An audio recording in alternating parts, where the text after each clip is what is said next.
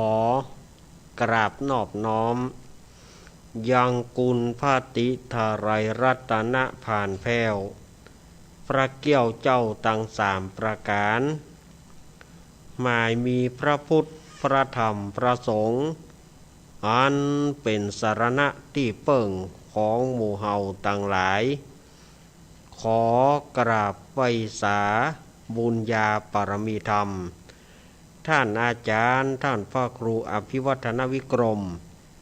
เจ้าอาวาสวัดปากตางเจริญผู้ดำเนินรายการ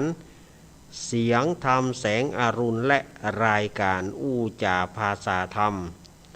พร้อมไปด้วยท่านครูบาอาจารย์พระสงฆ์องค์สังฆเจ้า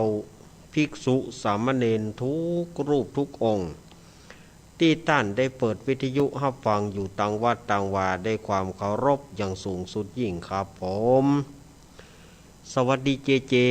แล้วก็ขอแสดงความนับถือสวัสดีลุงแหนนครับผมขอกราบไหว้สาอาจารย์สุวักิจโยเฮาเหมือนกันนะครับผมขอกราบไหว้สาตุเป็นนงบัดไฟหินเฮาเหมือนกันนะครับผมขอกราบไหว้สาอาจารย์สมัครวัดไฟหินเฮาเหมือนกันนะครับผมขอกราบไหว้สาแนนตะวันวัดไฟหินเฮาเหมือนกันนะครับผมขอกราบไหว้สาแนนนัดวัดไฟหินเฮาเหมือนกันนะครับผมขอกับสวัสดีกำนันหน่วยเฮาเหมือนกันเด้อสวัสดีกัดก้อมเฮาเหมือนกันนะครับแม่บุญกัดก้อมเฮาเหมือนกันนะครับแม่แดงเหมือนกันเด้อครับสวัสดีแม่แดงเฮาเหมือนกันสวัสดีทุกคนเลยที่ฟังขึ้น104ในเวียงเนาะขึ้น104วัดไฟหินในเวียงนี่นะครับผมขอกับสวัสดีผู้หมวดชัยพรทีมสมุทรเฮาเหมือนกันนะครับผมขอกับสวัสดีป้อหลวงนันอาคมเตสนาบ้านตุ้งทอเฮาเหมือนกันนะครับสวัสดีผมขอกับสวัสดีแม่หลวงนงบ้านตุ้งทอเฮาเหมือนกันนะครับผมขอกับสวัสดีเป็นแนนลูกสาวป้าหลวงนานเฮาเหมือนกันเด้อสวัสดีเด้อเป็นแนนเด้อสวัสดีครับผมขอกับสวัสดีทุกคนเลยที่ฟังขึ้นโอ้ยต้องซักนี่ก็ดีที่ฮับสัญญาณปะตางเจริญนี่ไปก็ดีนะครับผมขอกับสวัสดีแม่เพนกดสู้ชีวิตเลยเกินแสนไปแล้วครับสวัสดีพระซักเฮาเหมือนกันเด้อสวัสดีพระซักเฮาเหมือนกันครับขอสวัสดีทุกคนเลยครับสวัสดีครับเจริญปอนอย่างคณะสัทธาญาติโยมศรัทธาสาธุชนคนดีเฮาทุกท่านปิกมาแล้วเนอรายการธรรมะเพื่อชุมชนปิกมาปะคณะสัทธาญาติโยมเฮาแล้ว วันนี้เป็นวันอังคารก็มาปะกับอาตมาภาพเก้ากับผมสามเณรรักปัญโยนันท์แห่งวัดสันเหมืองตำบลหนองล่องอำเภอเวียงหนองล่องจังหวัดลำพูนเป็นผู้ดำเนินรายการธรรมะเพื่อชุมชนนี้ก็จะปะกันตั้งสถานีวิทยุแห่งนี้ อันมีสถานีวิทยุคลื่นพระพุทธศาสนาการศึกษาและวัฒนธรรม104.50 วัดไผ่หินตำบลสุเทพอำเภอเมืองจังหวัดเชียงใหม่โดยเมตตาธรรมของท่านอาจารย์ท่านพระครูสมุวิสุวัตวรกิจโจสถานีวิทยุวัดพระบาทอุดมน้ำบ่อซาวา100.25 เมกะเฮิรตซ์อำเภอฝางจังหวัดเชียงใหม่โดยเมตตาธรรมของพระเดชพระคุณหลวงพ่อสุจิตตานุรักษ์แล้วก็ท่านอาจารย์จำเริญโชติธรรมโมแล้วก็ตุปิโจสถานีวิทยุห้วยตองศักเรดิโอ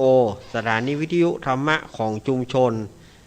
98.75 เมกะเฮิรตซ์วัดห้วยตองศักตำบลขวงเปาอำเภอจอมทองจังหวัดเชียงใหม่ โดยเมตตาธรรมของหลวงป่อวาปีวรมานิตกับท่านชาวริตชยวังโสสถานีวิทยุมนต์เสียงธรรมตั้งอยู่ที่วัดบุพารามตำบลจ้างเคิงอำเภอแม่แจ่มจังหวัดเชียงใหม่106.25 เมกะเฮิรตซ์โดยเมตตาธรรมของหลวงป่อมงคลวิสิทธิ์แล้วก็ท่านอาจารย์อุทัยทั้งสองท่านสถานีวิทยุบ้านทุ่งเรดิโอ 89.50 เมกะเฮิรตซ์โดยการถวายเวลาของป่ออุดมแม่เทียมวรพุทธวงศ์สถานีวิทยุแม่ขจารโมเดิร์นเรดิโอ 94.50 เมกะเฮิรตซ์โดยการเอื้อเฟื้อถวายเวลาของป่อน้อยสุวรรณแม่อนงพรหมมินทร์สถานีวิทยุแม่วางเรดิโอสถานีวิทยุบ้านแป้นเรดิโอสถานีวิทยุสีปันเงินเรดิโอสถานีวิทยุชุมชนคนเมืองลี้ของป้ออาจารย์เสน่ห์จินาจันทร์สถานีวิทยุเวียงป่าเป้าเรดิโอสถานีวิทยุเมืองพานเรดิโอสถานีวิทยุดอยหมอกเรดิโอแล้วก็แหมหลายสถานีที่เปิดรับสัญญาณในค่ำคืนนี้ขออนุโมทนาขอบคุณเจ้าหน้าที่ทุกสถานีเนาะที่เปิดรับสัญญาณในการละค่ำคืนนี้มาปะกันวันนี้เป็นวันอังคารที่19 กรกฎาคมพุทธศักราช2565เดือน10เหนือเดือน8ใต้แฮมมานี่6ค่ำวันนี้ตามฉลกเสียงโจกยกย้ายเปิ้นว่าเป็นวันใจยะเลิกลงเหือสะเปาไปแกแต่ว่ามันไปตัดกับวันเสียประจำเดือนก็คือ60อังการังเสียอังการวันเดียวฉะนั้นใจยะเลิกก็บ่มีความหมายก็มุ่ยสลุยกุ้ยไปสถาญาติโยมเนาะวันนี้ก็เป็นวันเสียไปเหีย วันพุกนี้ก็เป็นวันห่อวันดาเป็นวันโกนวันพุกนี้นะเป็นวันโกนเป็นวันกะวันเกียมวันพุกวันฮือก็จะไปวัดไปวากันแถมแล้วเป็นวันพระวันศีลแถมแล้วที่เจได้ฟังเจได้เปิดเพลงวันพระยาเว้นของป่อครูสุรพลสมบัติเจริญเพลงของป่อครูนั้น ถือได้ว่าตันสมัยใหม่เสมอฉะนั้นวันพุกนี่กับไผจะห่อขนมไผจะห่อข้าวต้มไผจะพัดข้าวมีไผจะโกนขนมปาดโกนขนมจันไผจะโกนงุ้น ไผจะแปลงขนมตะโก้ไผจะแปลงขนมโกนไผจะแปลงขนมบะแตงจะแปลงขนมจะแปลงสาคูจะแปลงของหวานวันพุกนี่นะเนาะวันพุกนี้ศรัทธาญาติโยมก็จะได้กะได้เกียมกันวันฮือก็จะได้ไปวัดไปวาแต่ละวัดแต่ละวากันเนาะเมื่อมาปะกันแล้วอาตมาภาพก็บ่ฮื้อกาดแก้วเสียเวลาวันนี้อาตมาจะงดการเล่าธรรมไปวันหนึ่งวันนี้เพราะว่าอาตมาติดนี่สถาญาติโยมติดค้างสถาญาติโยมเมื่อวันอังคารที่แล้วเพราะเมื่อวันอังคารที่แล้วนั้นสาระมันเต็มโต๊ะอาตมาก็ได้เล่าสาระต่างๆเพราะว่ามันเป็นวันห่อวันดาเข้าพรรษาแต่วันนี้อาตมาภาพจะมาใส่โดยการที่ว่าจะสวดมนต์สืบโหราจตาชุดใหญ่ให้ญาติโยม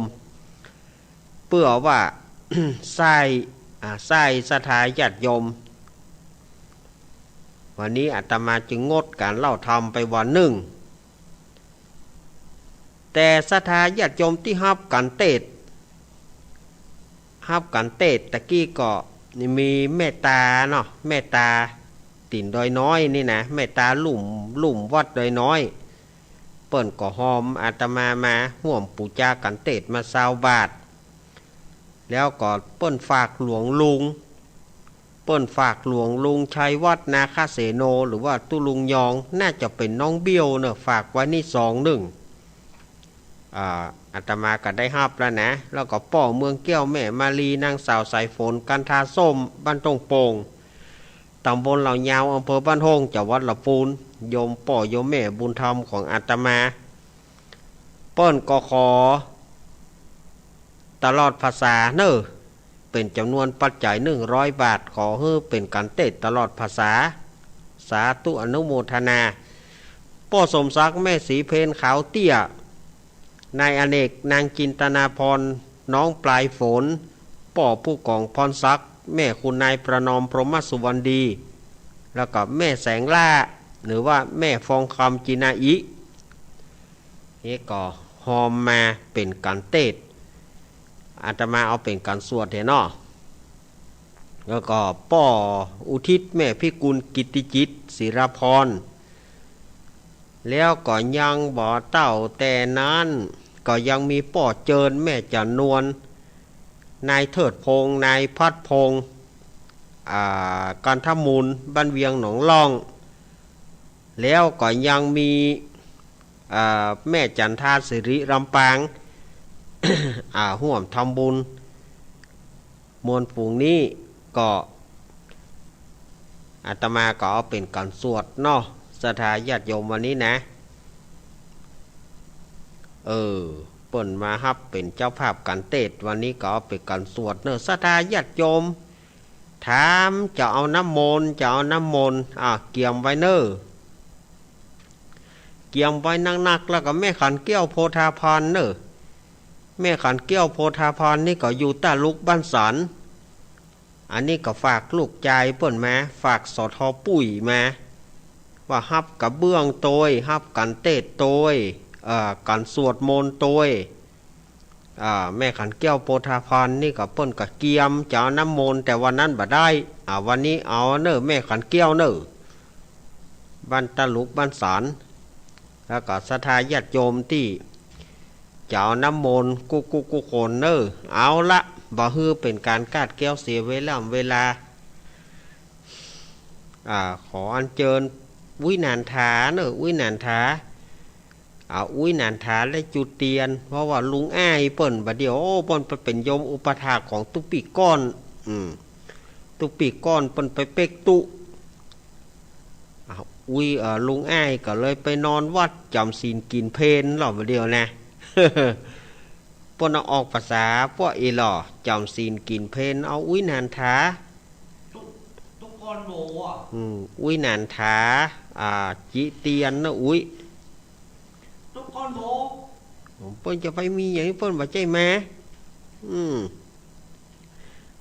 นันทาจิเตียนแล้วก็ศรัทธาญาติโยมเฮาพนมมือเนอะนานลวดเกณฑ์ขันตั้งนานลวดเกณฑ์ขันตั้งเนอะเกณฑ์ขันตั้งเลยป้อนานอ้ายแพะโปงมาตัวเนอะลวดปลากันเกณฑ์ขันตั้งป่อบุญมีเมืองกลางก็เดี๋ยวป้อจะน้อยใจคือวงมือว่ามือวง ป่อบุญมีมาลวดเกณฑ์ขันตั้งต่างๆเนี่ยเนอะศรัทธาญาติโยมที่มาแล้วก็เข้ามาสู่ซุ้มจัตตานี่เนอะทีมงานธรรมะคลายเครียดกู้คนทีมงานธรรมะคลายเครียดของเฮามาเลยเอาละเนาะศรัทธาญาติโยมพนมมือวินันทาเกณฑ์ขันน้ำมนต์เลยเกณฑ์ขันน้ำมนต์เรียบร้อยเนาะขันตั้งก็เรียบร้อยละเอาพนมมือขึ้นเนอะศรัทธาญาติโยมกราบ1กราบ2 กราบ3อรหังสัมมาสัมพุทโธภะคะวาปุ พุทธังภาควันตังอภิวาเทมิสวากขาโตภะคะวะตาธัมโมธัมมังนะมัสสามิสุปฏิปันโนภะคะวะโตสาวกสังโฆสังฆังนะมามิ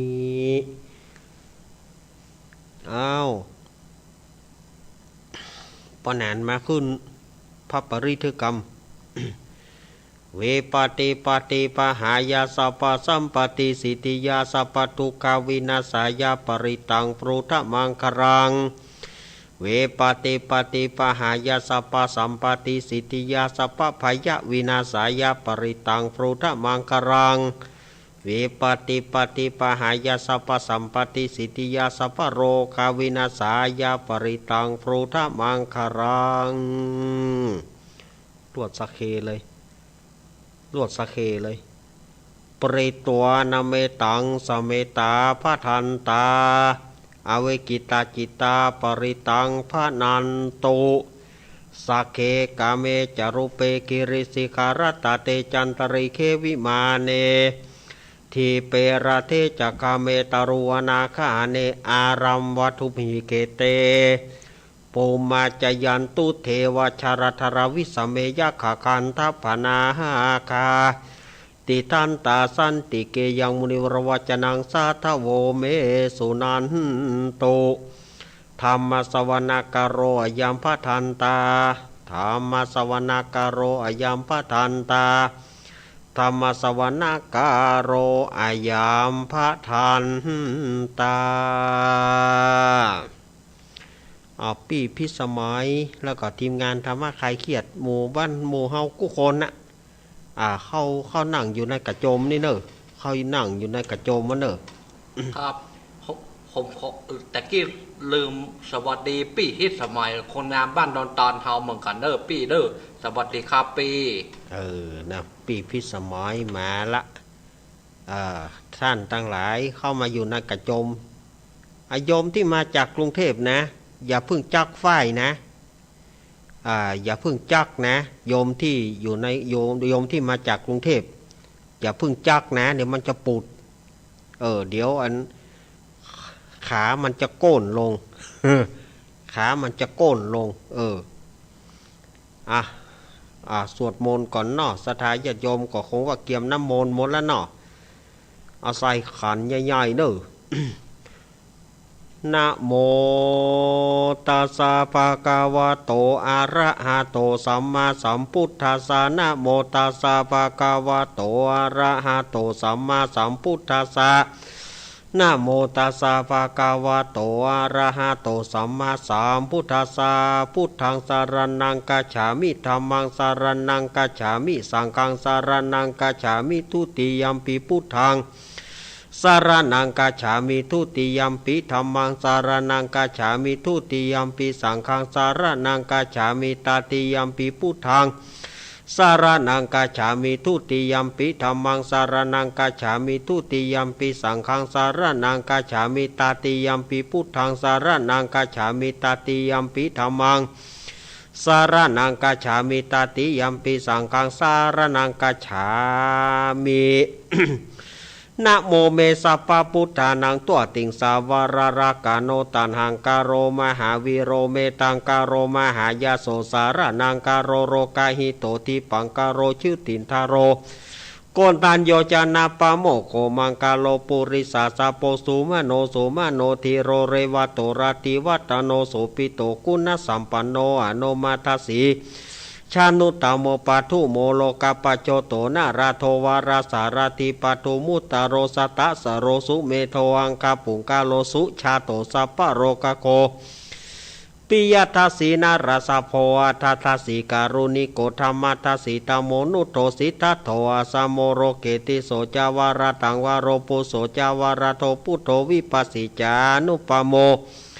สิกิสปาหิโตสัทธาเวสะโพสุกาทายาโกกากุสันโตสัทธาวะโหโกนาคามโนรานันจาโหกัสสะโปสิริสัมปันโน โกตโมสกายปุงกาโวอัตวิสติสังกตาอิเมพุทธามหิติกาการุณากุณาสัมปันนาสัพพะโรกาภิปูจิตาเอเตตัสสะปะระพุทธาอุตตมังกาปุงกาลาเตปิสังฆคุณาอาสุงปิติเยอามาตังปะตังเอเตพุทธาติตาจามังการาหุนติสัพพตาทวิสติเมพุเทอาหังวันตามิสัพพตาเตสังยานินาสีเรนะกันติเมตตาปเรนะจเตปิโนอนุรักันตัวโรกายเยนะสุเขนะจาทวิสติเมพุเทโยนะโรสารานังกโตกปานิสัตตสหัสานิตุกติงโสนะกัจฉันติอาทวิสติพุทธปริตังเมตตาโยอุตตโรรโมปเสโนโกสาราภิปุติกาโสนะจสังกิโจสุโพโททายาประมาโนนารากิริงปริรโยโพธิสัตตาอิเมตาสานุกัมเมนะสัมโพธิงปาปุนิสันติอานาคเตอันเยปัญจสัตตติรารัฐพยาการณะสิโยงานุกัมเมนะสัมโพธิงปาปุนิสันติอานาคเตเอเตนะสัจจวเชนะหุนตุโนชัยมังการังสัมพุทเทอาทาวิสัญจทวราสัญจสหัสเกปัญจสัตตสหัสานินะมามิสิรสาหังเตสังธรรมันจะสังกัญจาอาทาเรนานามามิหังนามาการานุภาเวนะหันตัวสเปอุปัทเวอเนกาอันตรายปิวินาสันตัวเสสโตสัมพุทเทปัญจปัญญาสัญจจตุวิสติสสหัสเกทัสสตสหัสานินามามิสิรสาหังเตสังธรรมันจะสังกัญจาทาเรนานามามิหังนามาการานุภาเวนะหันตัวสเปอุปัทเวอเนกาอันตรายปิวินาสันตัวเสสโตสัมพุทเทนาวุทารสเตอัฏฐจตาลิสสหัสเกวิสติสัตตสหัสานินามามิสิรสาหังเตสังธรรมันจะสังกัญจาทาเรนานามามิหังนามาการานุภาเวนะหันตัวสเปอุปัทเวอเนกาอันตรายปิวินาสันตุอาเสสโตนะโมอะระหะโตสัมมาสัมพุทธัสสะมะเหสิโนนะโมตัมมะธัมมัสสะสวากาตเสวะเตเนตานะโมมหาสังกัสสะปิวิสุทธสีลทิติโน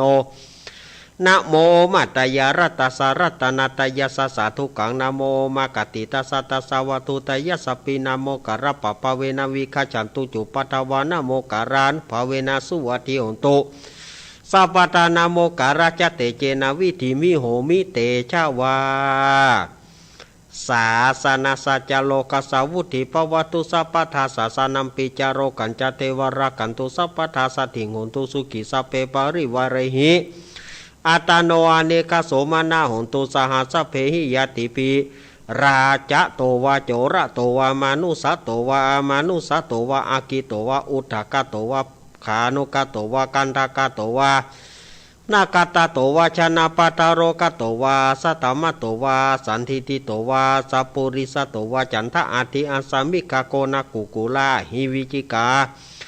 มานิสัมปติปิอาจตารราสสุการามหิสารกายาคาถาทินานาปยโตวานานาโรกโตวานานาอุปัฏฐวะโตวารักกังกันหันโตปฏิทานะโตปัฏฐายตถาคตสัตสะปารมิโยทัสสะอุปปารมิโยทัสสะปรมัตถปารมิโยปัญจมหาปริจเขติโสจาริยาฟาจิมาปเวกปวะกันติงชาติงาภินิกามานังปตานาจาริยังโพธิบาลังเกมาลาวิชายังสัพพัญญุตายานะปฏิเวทังนาวาโลกุตารตเมสัพเปปิเมพุทธกุเนอาวาชิตวาเวสาริยังเตสุมปการันตเรสุติยามารติงปริตังการุนโตอายะสมานันทเถโรวิยาการุญญาจิตังอุปตาเปตัวโกติงสัตตสหัสเสสุจักวาเรสุเทวตายาสานัมปฏิกันหันติยาจาเวสาริยัมปุเรโรกามนุสัทุปิกาสัมพุตันทิวิตัมปยังกิปมันตารธาปิสีปริตันตัมปะนามะเอเอาวินันทาจิ จิเตียนบัดน้ำมนต์เนอะอาเสวนาจะภารานังปันติตานาจะเสวนาปูจาจะปูจาเนยานังเอตามังกาลามุตตามังปฏิโลปเทสวะโสจะปุเปจากะตาปุญญาตาทัสมาปนิติจะเอตามังการามุตตามัง พาหุสัจจัญจสิปัญจวินายโยจสุสีกิโตสุภาสิตาจยวัจจะเอตมังการามุตตะมังมาตาปิโตอุปตานังปุตตตาราสสังฆโหอานากุราชกัมมันตะเอตมังการามุตตะมังทานันจตมาจาริยัญจยตากานาจะสังฆโหอนาวชานิกัมมันเนเอตมังการามุตตมารติวิรติปปามาชาปานาจะสัญญโมปมาโทจะธรรมเมสุเอตมังการามุตตมังคารโวจานิวัตโตจะสันตุติจะกตัญญูตากาเลนะธรรมสาวนาเอตมังการามุตตมังกันติจะโสวจะสัตตสมานานาจะทัสสนังกาเลนะธรรมสากัจฉาเอตมังการามุตตมังตโปจะประมาจาริยัญจะอริยสัจจนาทัสสนังนิพพานาสัจจิกิริยจะเอตมังการามุตตมังพุทธสารกตมหิจิตังยันตานากัมปติยาโสกังวิราชังเขมังเอตมังการามุตตมังเอตานิสานิกัตตวนาสัพพธรรมปราชิตสัพพทาโสติงกัจจันเตตันเตสังมังการามุตตมันติมหามังการสุตังยังกินจีวิตังอิทาวาหูรังวาสเกสุวายังรัตตานังปานิตังนาโนสมาติตาถากเตนะอิธัมปิพุเทรัตตานังปานิตังเอเตนะสัจเจนะสุวัติหนตุ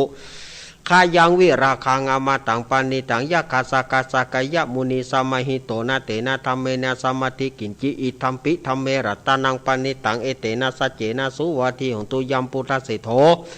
ปริวานายิสุจิงสมาธิมานันตาริกัญญามาหุสมาธินาเตนะสัมโมนาวิชติอิธัมปิธรรมเมรัตตานังปานิตังเอเตนะสัจเจนะสุวัติหนตุเยปุกาลาตัสตังปัสสัทธาจตาลีตาเนโยกานิหนเตเตทักขินายสุขตัสสสาวกะเอเตสุตินานิมหปารานิอิธัมปิสังเกรัตตานังปานิตังเอเตนะสัจเจนะสุวัติหนตุเยสุปยุตตามานาสัทธละเหนานิกามิโนโกตามาสาสนัมหิเตปฏิปตามาตังวิไกหาราตามุธานิปุติงปุจจามานายธัมปิสังเกรัตตานังปานิตังเอเตนะสัจเจนะสุวัติหนตุขีนังปุรานังนาวังนาทิสัมภวังวิราตจิตายติเกปวัสมิง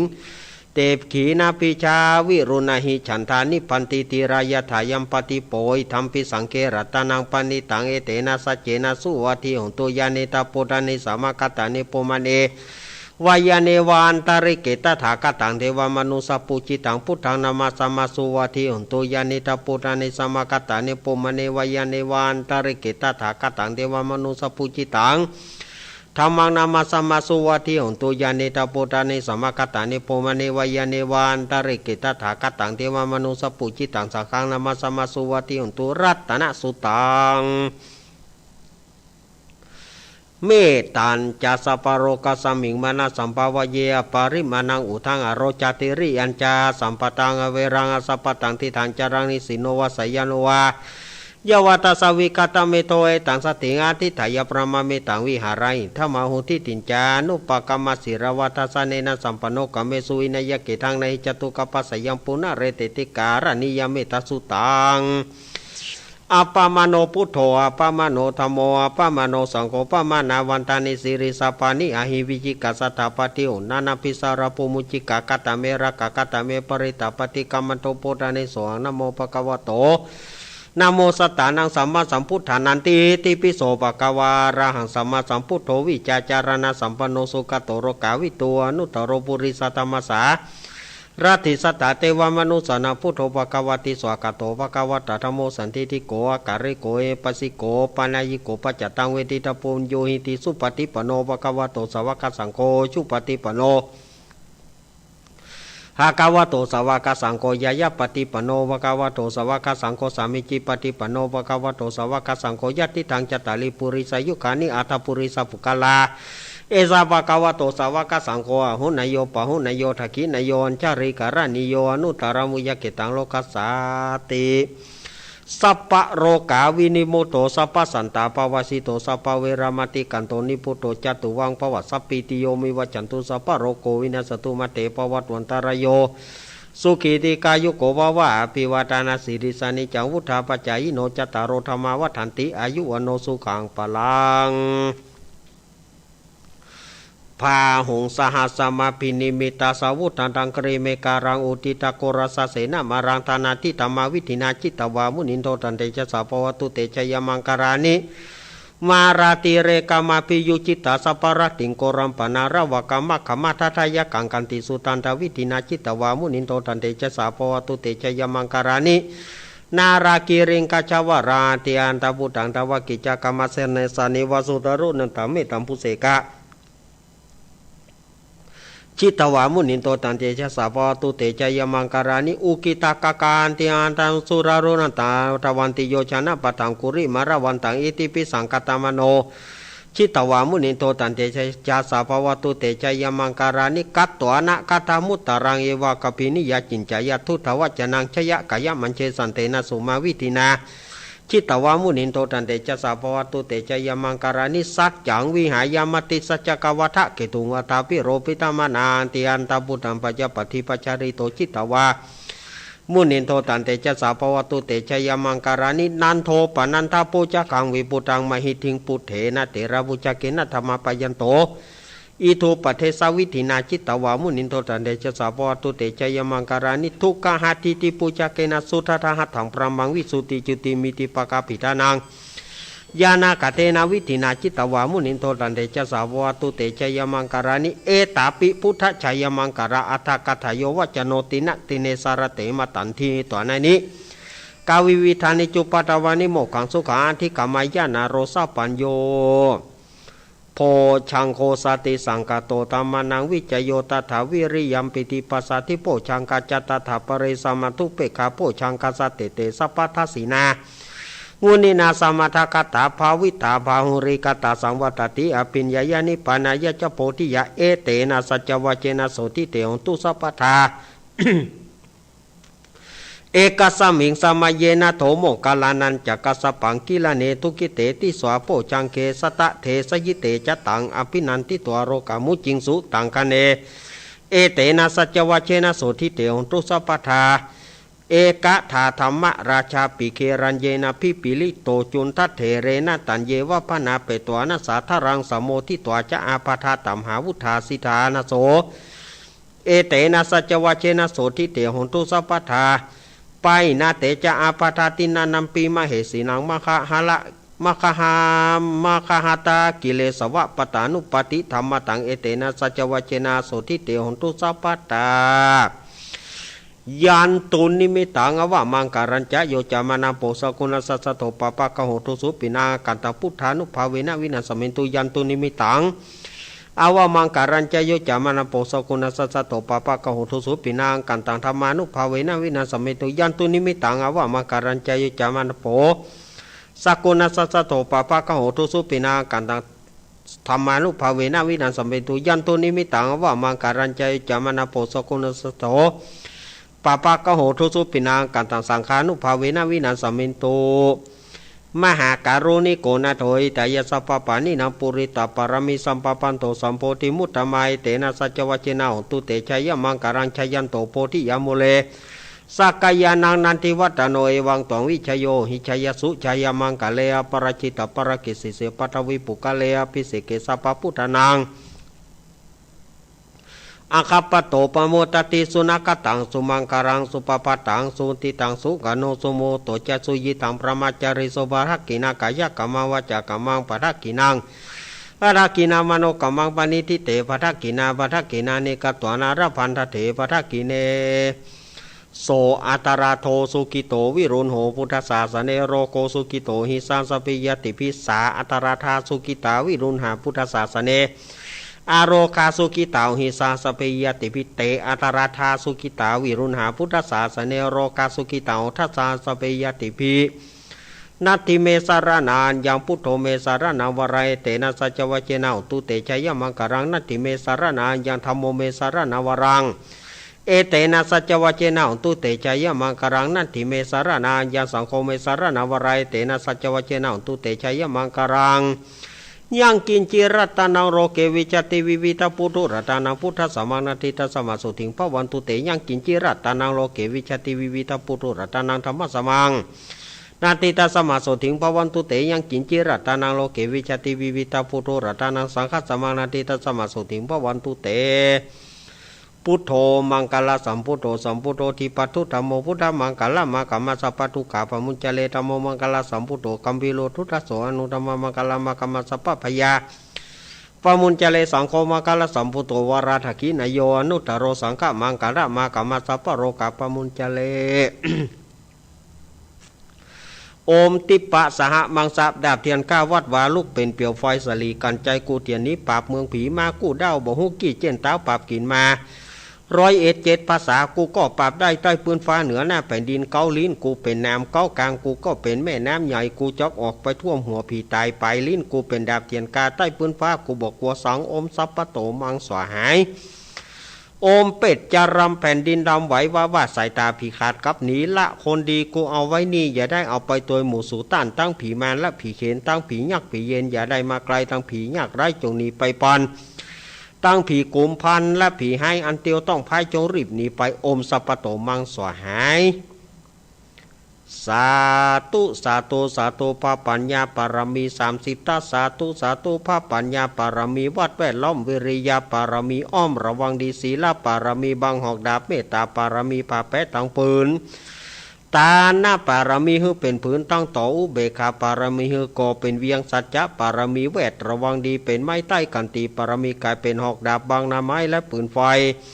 อธิฐานะผันดาบไปทุกแห่งอธิฐานะปารมีผันดาบไปทุกแห่งแข่งแรงปราบฝูงหมู่มารผีสางไปเป็ดทุกตะวีปบติปังไปหนีแม่ธรณีอัศจรรย์โสเสมือนฟันอยู่ข้างน้ำนั้นตีนองกวางต่อกวางแตกตีฟ้องนาน้องนานอกไก่เป็นข้าวตอกดอกไม้ถวายปูจาพระเกียวแก่นท้ายสตันพระพุทธทางเรยจงมาผายโพดอนุญาตโตดโพดผู้คาแต่ดีหลี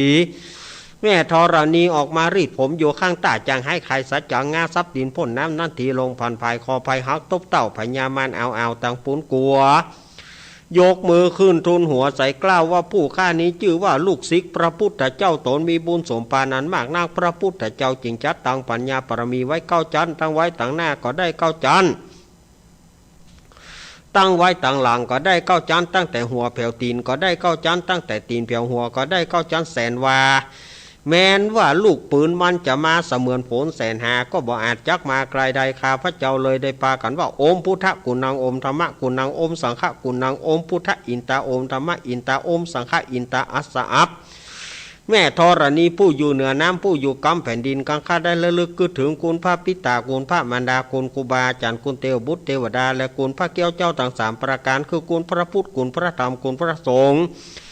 กุลแดดกุลฝนกุลน้ำกุลลมกุลดินกุลไฟกุลกุศลเจ้าก็ดีกุลพระตนภาวนาก็ดีกุลนางอุทธราก็ดีกุลพระปัญเจกับพุทธเจ้าก็ดีกุลแม่ธรณีก็ดีกุลเจ้าแม่กวนอิมบรมโพธิสัตว์ก็ดีจงมารักษา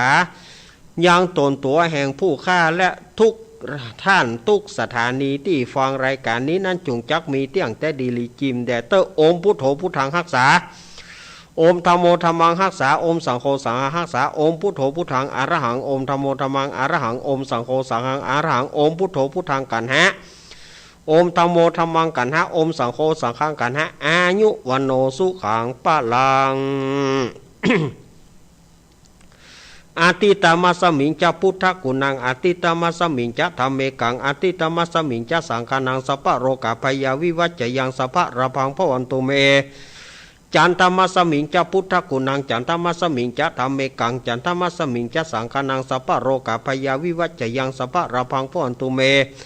อังคารมัสมิงจะพุทธกุณังอังคารมัสมิงจะธรรมเมกังอังคารมัสมิงจะสังฆานังสัพพะโรกะพยาวิวัจจยังสัพพะระพังพวันตุเมพุทธมัสมิงจะพุทธกุณัง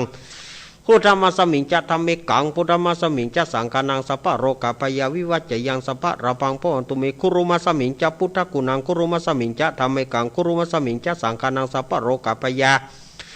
วิวัจจยังสัพพะระพังพวันตุเมสุขามัสมิงจะพุทธกุณังสุขามัสมิงจะธรรมเมกังสุขามัสมิงจะสังฆานังสัพพะโรกะพยาวิวัจจยังสัพพะระพังพวันตุเมโสริจมัสมิงจะพุทธกุณังโสริจมัสมิงจะธรรมเมกังโสริจมัสมิงจะสังฆานังสัพพะโรกะพยาวิวัจจยังสัพพะระพังพวันตุเม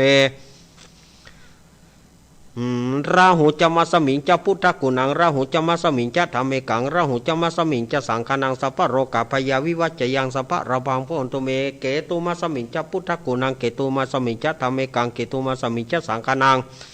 สัพพะโรกะพยาวิวัจจยังสัพพะระพังพนตุเมอิมาสมิงมงคลจักรวาลทั้งแปดทิศประสิทธิจงมาเป็นกำแพงเกี่ยวแต่เจ็ดจันมาป้องกันของเราแล้วก็ตัวอนันตาราชเสมณเกเตสมันตาสตโยจนะสัสตสาสานิพุทธจารปริเกเตระกันตุสุรกันตุอิมัสมิงคนจักรวาลทั้งแปดทิศประสิทธิจงมาเป็นกำแพงเกี่ยวแต่เจ็ดจันมาป้องกันทำล้อมเราเข้าตัวอนันตาราชเสมณเกเตสมันตาสตโยจนะสัสตสาสานิธรรมจารปริเกเตระกันตุสุรกันตุอิมัสมิงมงคลจักรวาลทั้งแปดทิศประสิทธิจงมาเป็นกำแพงเกี้ยวทั้งเจ็ดจันมาป้องกันของเราเข้าตัวอนันตาราชเสมณเกเตสมันตาสตโยจนะสัสตสาสานิ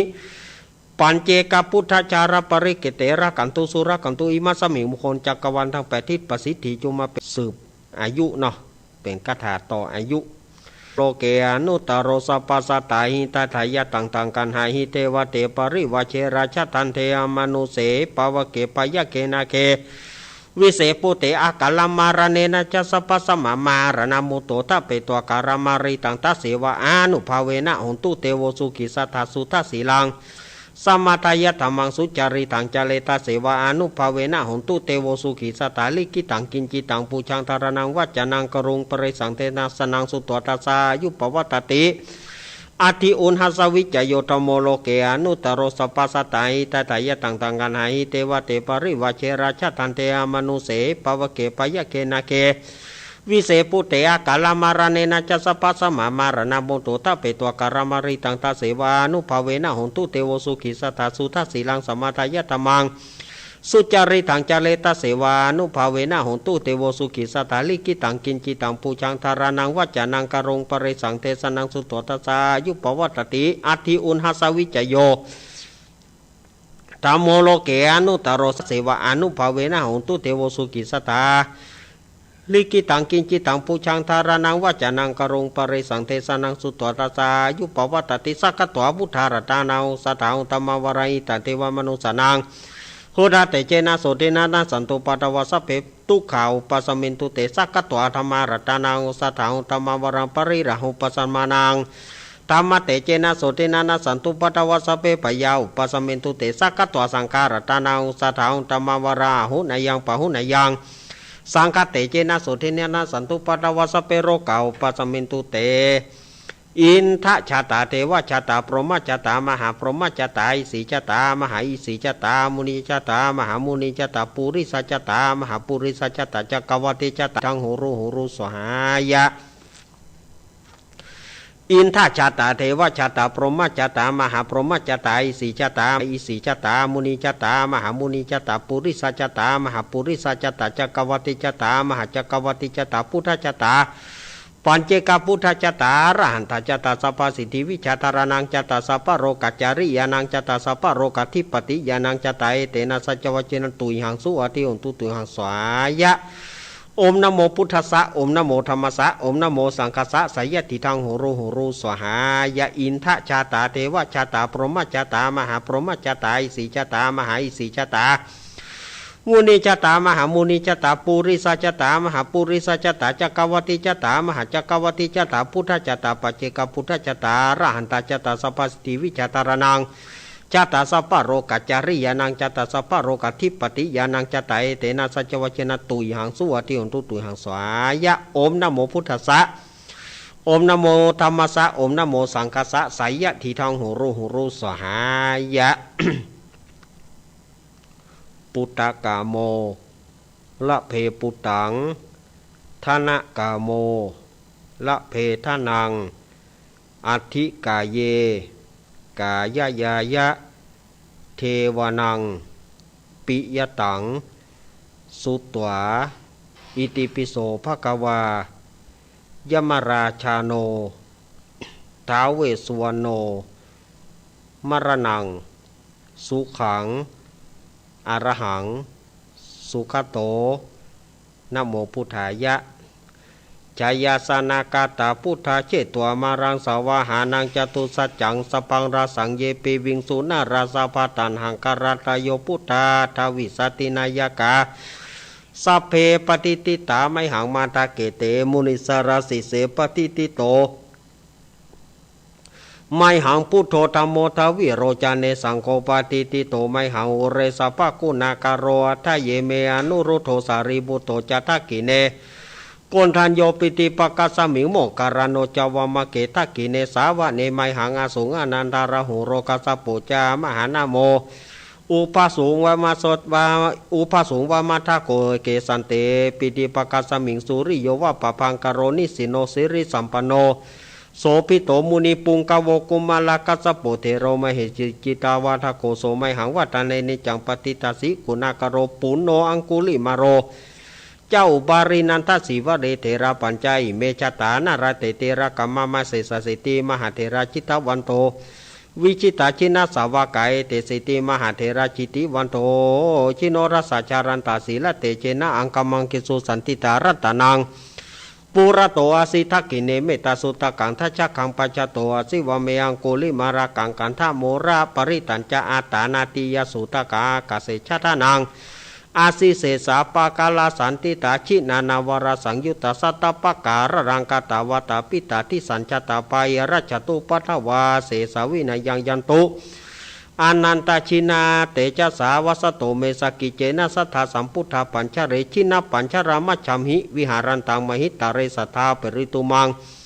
สัพเปเตมหาปุริสาสภัยเจวมันโตสุกุโตสุระโคชินานุภาเวนะชิตุปัทโวธรรมานุภาเวนะชิตาริสังโฆสังขานุภาเวนะชิตันตรายโยสัทธามานุภาวปริโตจารามิชินะปัญชเรติสัพพะพุทธานุภาเวนะสัพพะธรรมานุภาเวนะสัพพะสังฆานุภาเวนะพุทธรัตนังธรรมรัตนังสังฆรัตนังตินังรัตนานังอานุภาเวนะจตุรสีติสหัสธรรมขันธานุภาเวนะปิตกัตตยานุภาเวนะชินสาวกานุภาเวนะสัพเพเตโรกาสัพเพเตปยาสัพเพเตอันตรายาสัพเพเตอุปัฏฐวาสัพเพเตทุนนิมิตาสัพเพเตอวมังการวินาสันตุอายุวัฏโกธนวัฏโกสิริวัฏโกยัสสวัฏโกภารวัฏโกวันวัฏโกสุขวัฏโกโหตุสัพพทาตุกโรกาปยาเวรโสกาสันตุจุปัฏฐวาเนกันตรายปิวินาสันตุจเตจัสสะจายะสิทธิธานังราพังโสติภากัญญังสุขังพลัง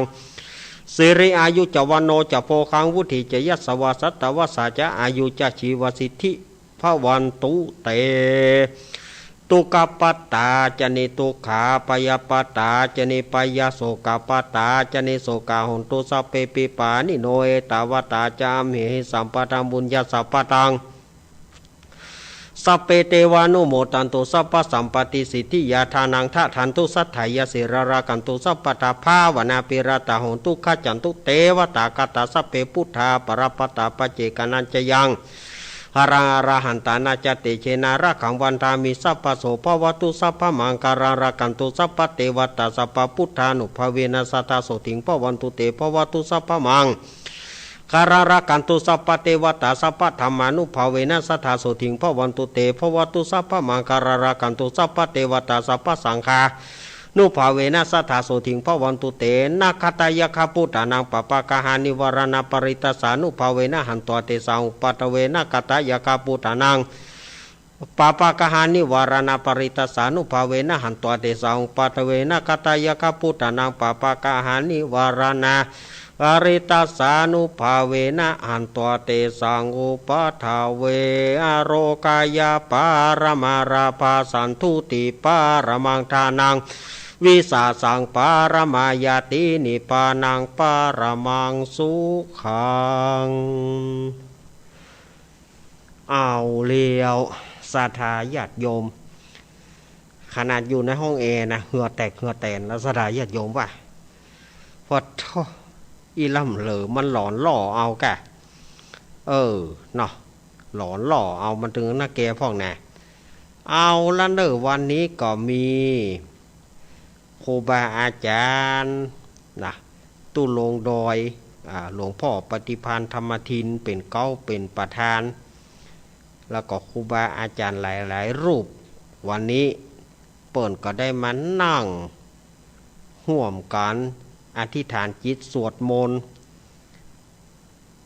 ศรัทธาญาติโยมโยมที่นี่ตืดไฟเลยโยมที่มาจากกรุงเทพก็จักได้นะระวังอย่าให้มันปูดนะ อย่าให้มันปูดนะไฟน่ะจากเนนพอพ่นพ่องเนนกับเนนช่วยหน่อยช่วยน่ะเอามัดมือมาหาครูบาอาจารย์แล้วก็เนนก็มัดไปตัวเลยมัดไปตัวเลยนี่กะเนนก็มัดไปตัวมัดมือกันเนอะพุทโธมังกาลาสัมพุทโธสัมพุทโธทิปทุตธโมพุทธมังกาละมากามาสัพพทุกขาปมุญจเลธรรมโมมังกาลาสัมพุทโธคัมพิโล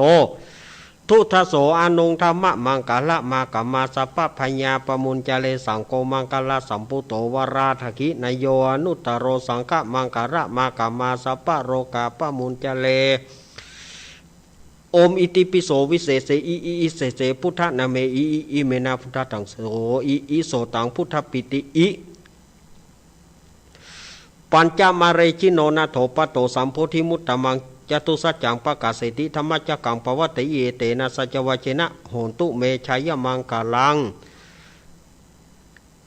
ให้หนีดีมาให้หนีดีมาให้หนีดีมาพุทโธปัตธโมปัตสังโฆปัตพุทโธปัตธโมปัตสังโฆปัตโอมพุทโธปัตโอมธโมปัตโอมสังโฆปัตอายุวันโนสุขังปะละ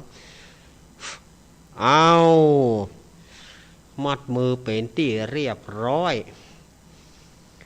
เอาละลุงไอ้กับบ่แม่ อุ้ยนานทานะเนอะอุ้ยนานอุ้ยนานทาอุ้ยนานทามาผมน้ำมนต์ผมทุกออกไปเลยเนอะวินานพรมน้ำมนต์ลูกกอลูกหน่อต้องลูกกะเพราะว่าเท่าพักกุมหนุ่มพักโหมเท่าเห็ดลมแจ่น้ำกินได้ก่อนโบราณเพราะว่าลูกอุ้ยม้าอย่างหล่นได้จุคนเท่าได้ ม้าอย่างหล่นได้อีกชะยันโตโบธิยาโมเรสักกายานังนันติวัตตาโนเอวังตวังวิชัยโยโหหิชัยยาสุชัยยะมังกาเลอปาราชิตาปรังเกสิเสปัตตวิปุงกาเลอาภิเสเกสัมภพุทธนังกาปันโตปามุตติโสนากตังสุมังกรังสุภาปาตังสุหุติตังสุกโนสุโมโหโตจัสุยิตังพระมัจจเรโสปาทักกินังกายะกัมมังวาจีกัมมังบาทักกินังบาทักกินังมโนกัมมังอนิติเตปาทักกินาปาทักกินานิกัตตวนะระพันธะเตปาทักกิเนสาตุ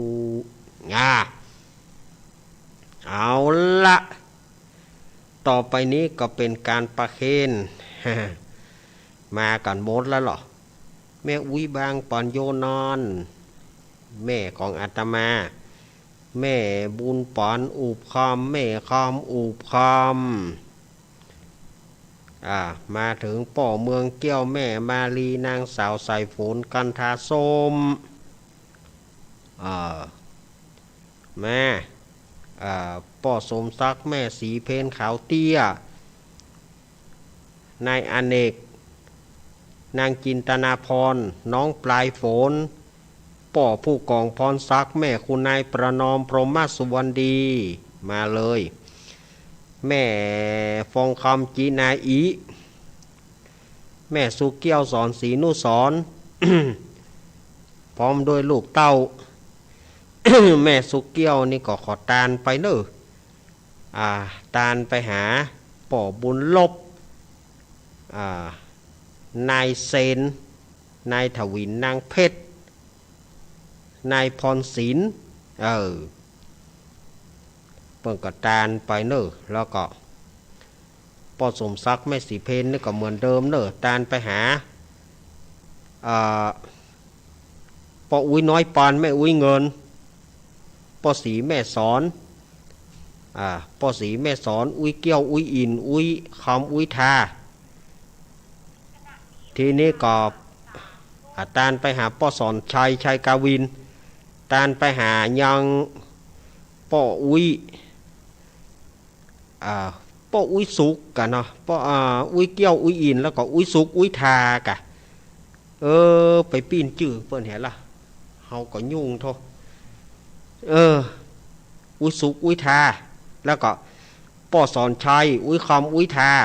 ถูกละ มาศรัทธาญาติโยมป่อบุญมีเมืองกลางแม่อุ้ยล่าวงสายะแม่น้อมสุภาวงป่อเจิญแม่จันนวลนายเถิดพงนายพัดพงแม่จันทาศิริลำปางป่ออุทิศแม่พิกุลมาเกณฑ์โลวันนี้เปิ้นเกณฑ์กันนักเกณฑ์กันหนาป้อบุญมีป้อบุญมีมือก็มีละป้อบุญมีมาป้อบุญมีเมืองกลางลุงนานอาคม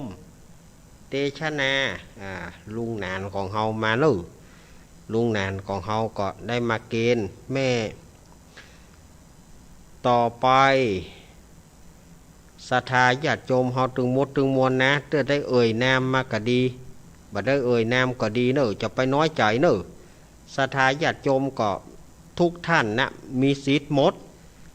เดี๋ยวบางคนจะถามคนจนมีสิทธิ์ไหมครับมีหมดได้เกณฑ์หมดบ่ถึงบ่ได้เอ่ยชื่อก็ถึงได้เกณฑ์ได้ประเคนกุคนเนอะ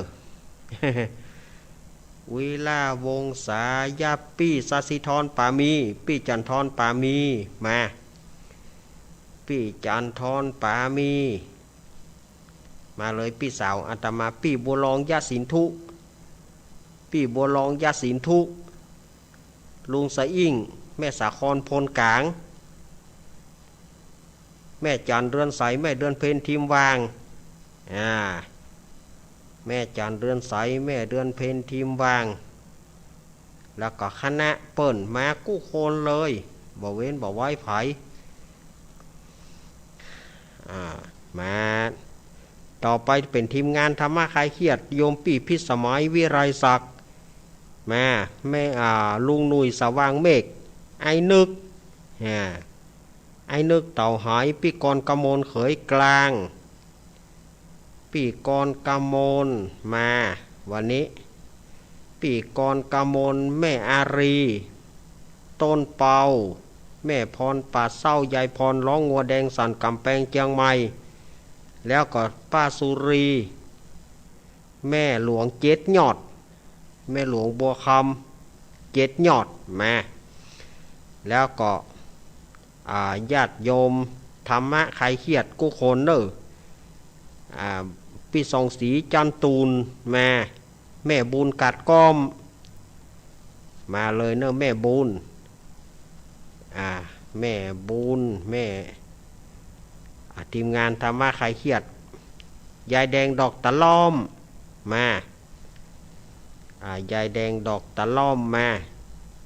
กู้คนเนอะที่เป็นทีมงานบอกว่าธรรมะใครเครียดก็ดีบ้านเฮาก็ดีตั้งฝางป้อน้อยบุญปอนมโนครแม่ปราณีมแม่ปราณีตะตุ้มแม่จันหอมมีมาแม่พลอยสุริยะแม่พลอยสุริยะแม่มริวันพิเคราะห์งานแม่จันสมมณีจักแม่จันสมเนียมมโนโด ปุ้นนะสถาญาติโยมว่าแม่จันสมมณีจักแม่จันสมเนียมมโนมาสมกับสมสมงาม แม่อุ้ยสมพิพักแม่อุ้ยสมพิพักนายคำอ้ายพิพักมานายคำอ้ายพิพักมาเลยมาแม่สายพินกัลยาแม่ฉลาดแจ้ซ้อนแม่ฉลาดแจ้ซ้อนแม่กองแรงแม่ฟองแม่กองแรงเกิดเมื่อค่ำแม่ฟองมาแม่แสงทองรุ่งแจ้งแสงทองแม่สีกุลแม่อ้อยแม่อย่างแถมตังลำปางถึงบ่ได้เอ่ยชื่อกับมาหมดเนอะ มาหมดเลยมาหมดเลยถึงกึดจื่อบ่ออกก็มาหมดเลยหูว่าตั้งทีมลำปางทีมเจียงไฮ้แม่จิรพรโมป้อแม่สีดาคนงามแม่จิรพรโมป้อแม่สีดาคนงามป้อบุญธรรมแม่รัตนาป้อบุญธรรมแม่รัตนาป้อน้อยผลแก่ซ่อนป้อนานปัญญาอวดผลยมปีสายฝนแม่เกี้ยวป้อบุญธรรมแม่เกี้ยวอวดล่างมาแม่เกี้ยว100%แม่เกี้ยวสิงเกี้ยวแม่สุกเกี้ยวคำอ้วนดอแม่สุกเกี้ยวคำอ้วนปีซองสีมาเลยเนอะมาเลยเนอะที่บัดได้ชื่อนามก็จะไปน้อยใจนะมากันหมดแม่นวลปลาแดดแม่พิมพ์ปลาแดด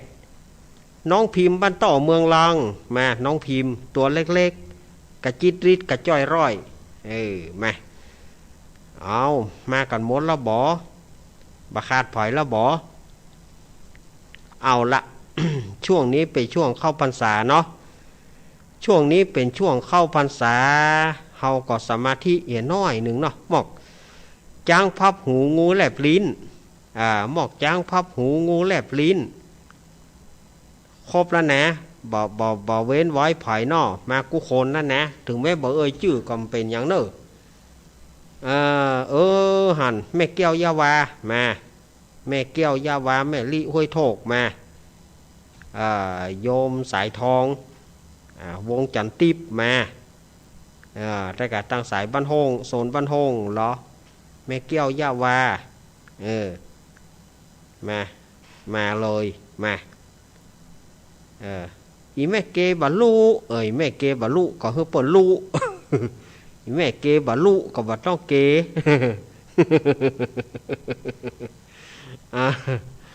อ้าว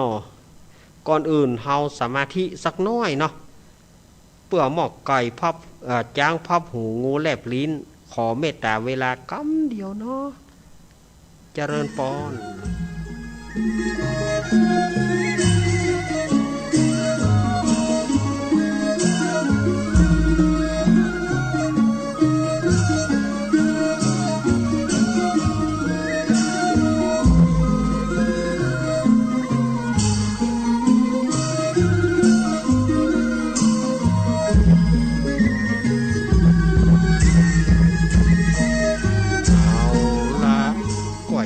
นิ้วออกก้อยคายมือออกเน้อ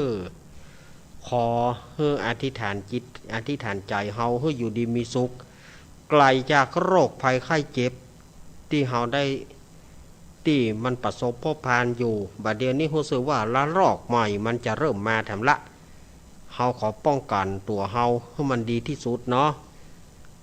ต่อไปครูบาอาจารย์จะได้ปั่นปอนศรัทธาญาติโยมกรวดน้ำแต่ถ้าบ่มีก็กรวดน้ำในจิตในใจเน้อ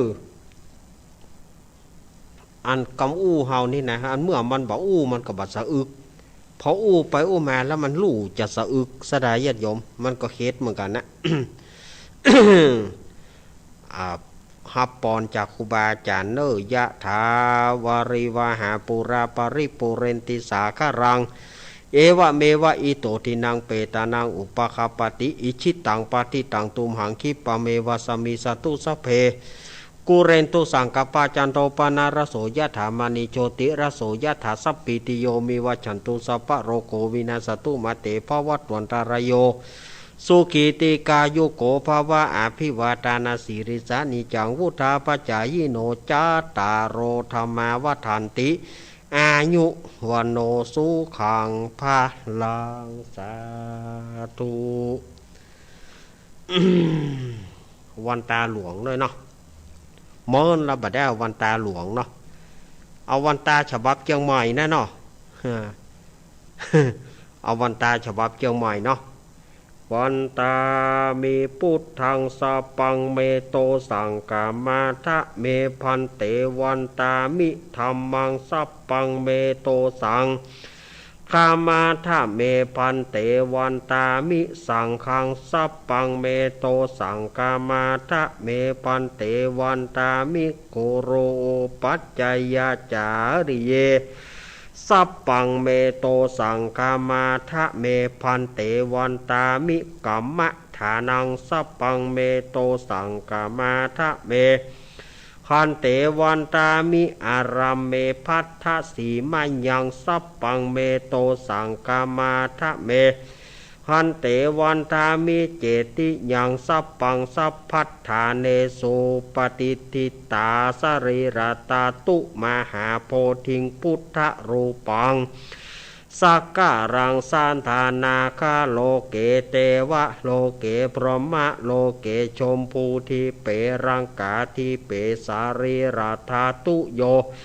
เกสาธาตุโยอระหันตาธาตุโยเจติยังกันทากุติงจตุราสีสหเสตมกันเตสัพเพสัมปัฏฐาเจติยังอหังวันตามิสัพพะโสสาธุหันหน้ามาพุทธรูปเนอวันตามิพันเตสัพปังอาปาราทังกามาทะเมพันเตมยากตังปุญญังสามินาอนุโมทิตาปังสามินากตังปุญญังไมหังตาตาปังสาธุอนุโมทามิเอาละศรัทธาญาติโยมทั้งหลายก็เรียบร้อยไปขั้นตอนหนึ่ง วันนี้ก็ได้สืบชะตาให้ศรัทธาญาติโยมได้เต็มอกเต็มใจแล้วเนาะนะ ได้สืบโหราชะตาญาติโยมละสบายอกสบายใจบ่อาตมาภาพก็ยะเนอมีกะความสบายอกสบายใจให้ศรัทธาญาติโยมอันตัวเก่าจะตุกอย่าได้กะจังมันนะเฮาก็บ่ว่ากันเนาะเฮาได้เวลาโยมปีพิสมัยเปิ้นจะได้มาเล่าเจียให้ศรัทธาญาติโยมฟังสายอื่นอย่าบ่ต้องโทรเตื้ออาตมาจะฮื้อปีพิสมัยเปิ้นโทรเข้ามาก่อนเปิ้นเล่าเจียก่อนถ้าหลังจากที่ปีพิสมัยเล่าเจียจบก็ศรัทธาญาติโยมก็มาเลยนะก่อนอื่นก็ขออนุโมทนากับแม่จานเรือนใสแม่จานเรือนใสเปิ้นก็ฮับกระเบื้อง300 บาทอนุโมทนาแม่จานเนออันนี้แม่นก็เจริญปอนนมัสการเจ้ามาแล้วว่าไปเลยก่อนเดินก็ต้องกราบนมัสการครูบาอาจารย์ทุกรูปทุกตนทุกองค์ที่อยู่ในเครื่องสีขาวขอสถานีทุกท่านด้วยและเจ้าที่กำลังนั่งควบคุมเสียงอยู่ในขณะนี้แล้วก็ต้องขอกราบนมัสการท่านสำเร็จเอารักคนเดียวนั้นเนี่ยเจ้าเจริญปอนแล้วก็ขอสวัสดีน้องเตตัวไว้เนี่ยเจ้าแล้วก็คุณผู้ฟังที่อยู่ต่างบ้านทุกคนทุกท่านสำหรับวันนี้ที่ฝากไปทางแม่กงแรงแม่สายพินแม่เพนขาวเสี้ยนะจ๊ะแม่สุกแก้ว2แม่สุกแก้วเลยเนาะแล้วก็คนที่ชอบทั้งเสี้ยทั้งหลายแหละวันนี้เราจะมีเสี้ยที่ว่าคนที่หลงที่ลืม2ไม่อุ้ยเจอกันในตาวันนี้นะไม่ว่าคนแรกนี่เป็นคนที่ลืมบอกข้าวหลานไปซื้อก็ที่ชาติแบดรอยตับเนาะอ่านก็ไปซื้อไม่เยี่ยมเลยได้แค่2 วันเอาไปไว้ไหนกระเป๋าหัวหน้าโต๊ะร้านของอุ้ยไปไว้ที่ไหนทำไมอุ้ยเนาะร้านแกบอกว่าอุ้ยโทรศัพท์มันใช้อย่างเดี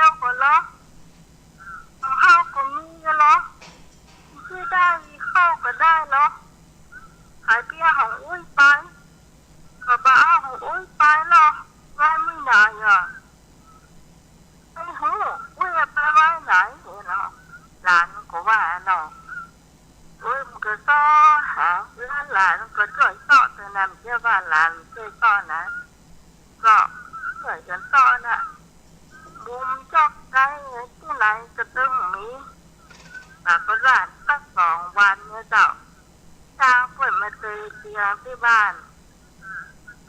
แต่ก็ว่าไม่รู้คนนี้เอาสายโทรศัพท์เนี่ยไปปันเอาไว้เอาเป็นไม้แขวนเสื้อลอบไปไว้เงินใต้เตียงบ้านเจ้าแล้วกันทีนี้เงินไม่รู้คนนี้เดี๋ยวมา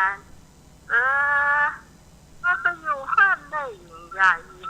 ก็งงเหมือนกันนะนั่นหลานแกก็ว่าถ้าบาไปสุกไว้ห้านอภัยแล้วสอนเนี่ยนะอันนี้จะจบไป1 เรื่องเลยเจ้าเรื่องที่2ไม่เหมือนกันเจ้าแล้ววันนี้ก็ที่ลื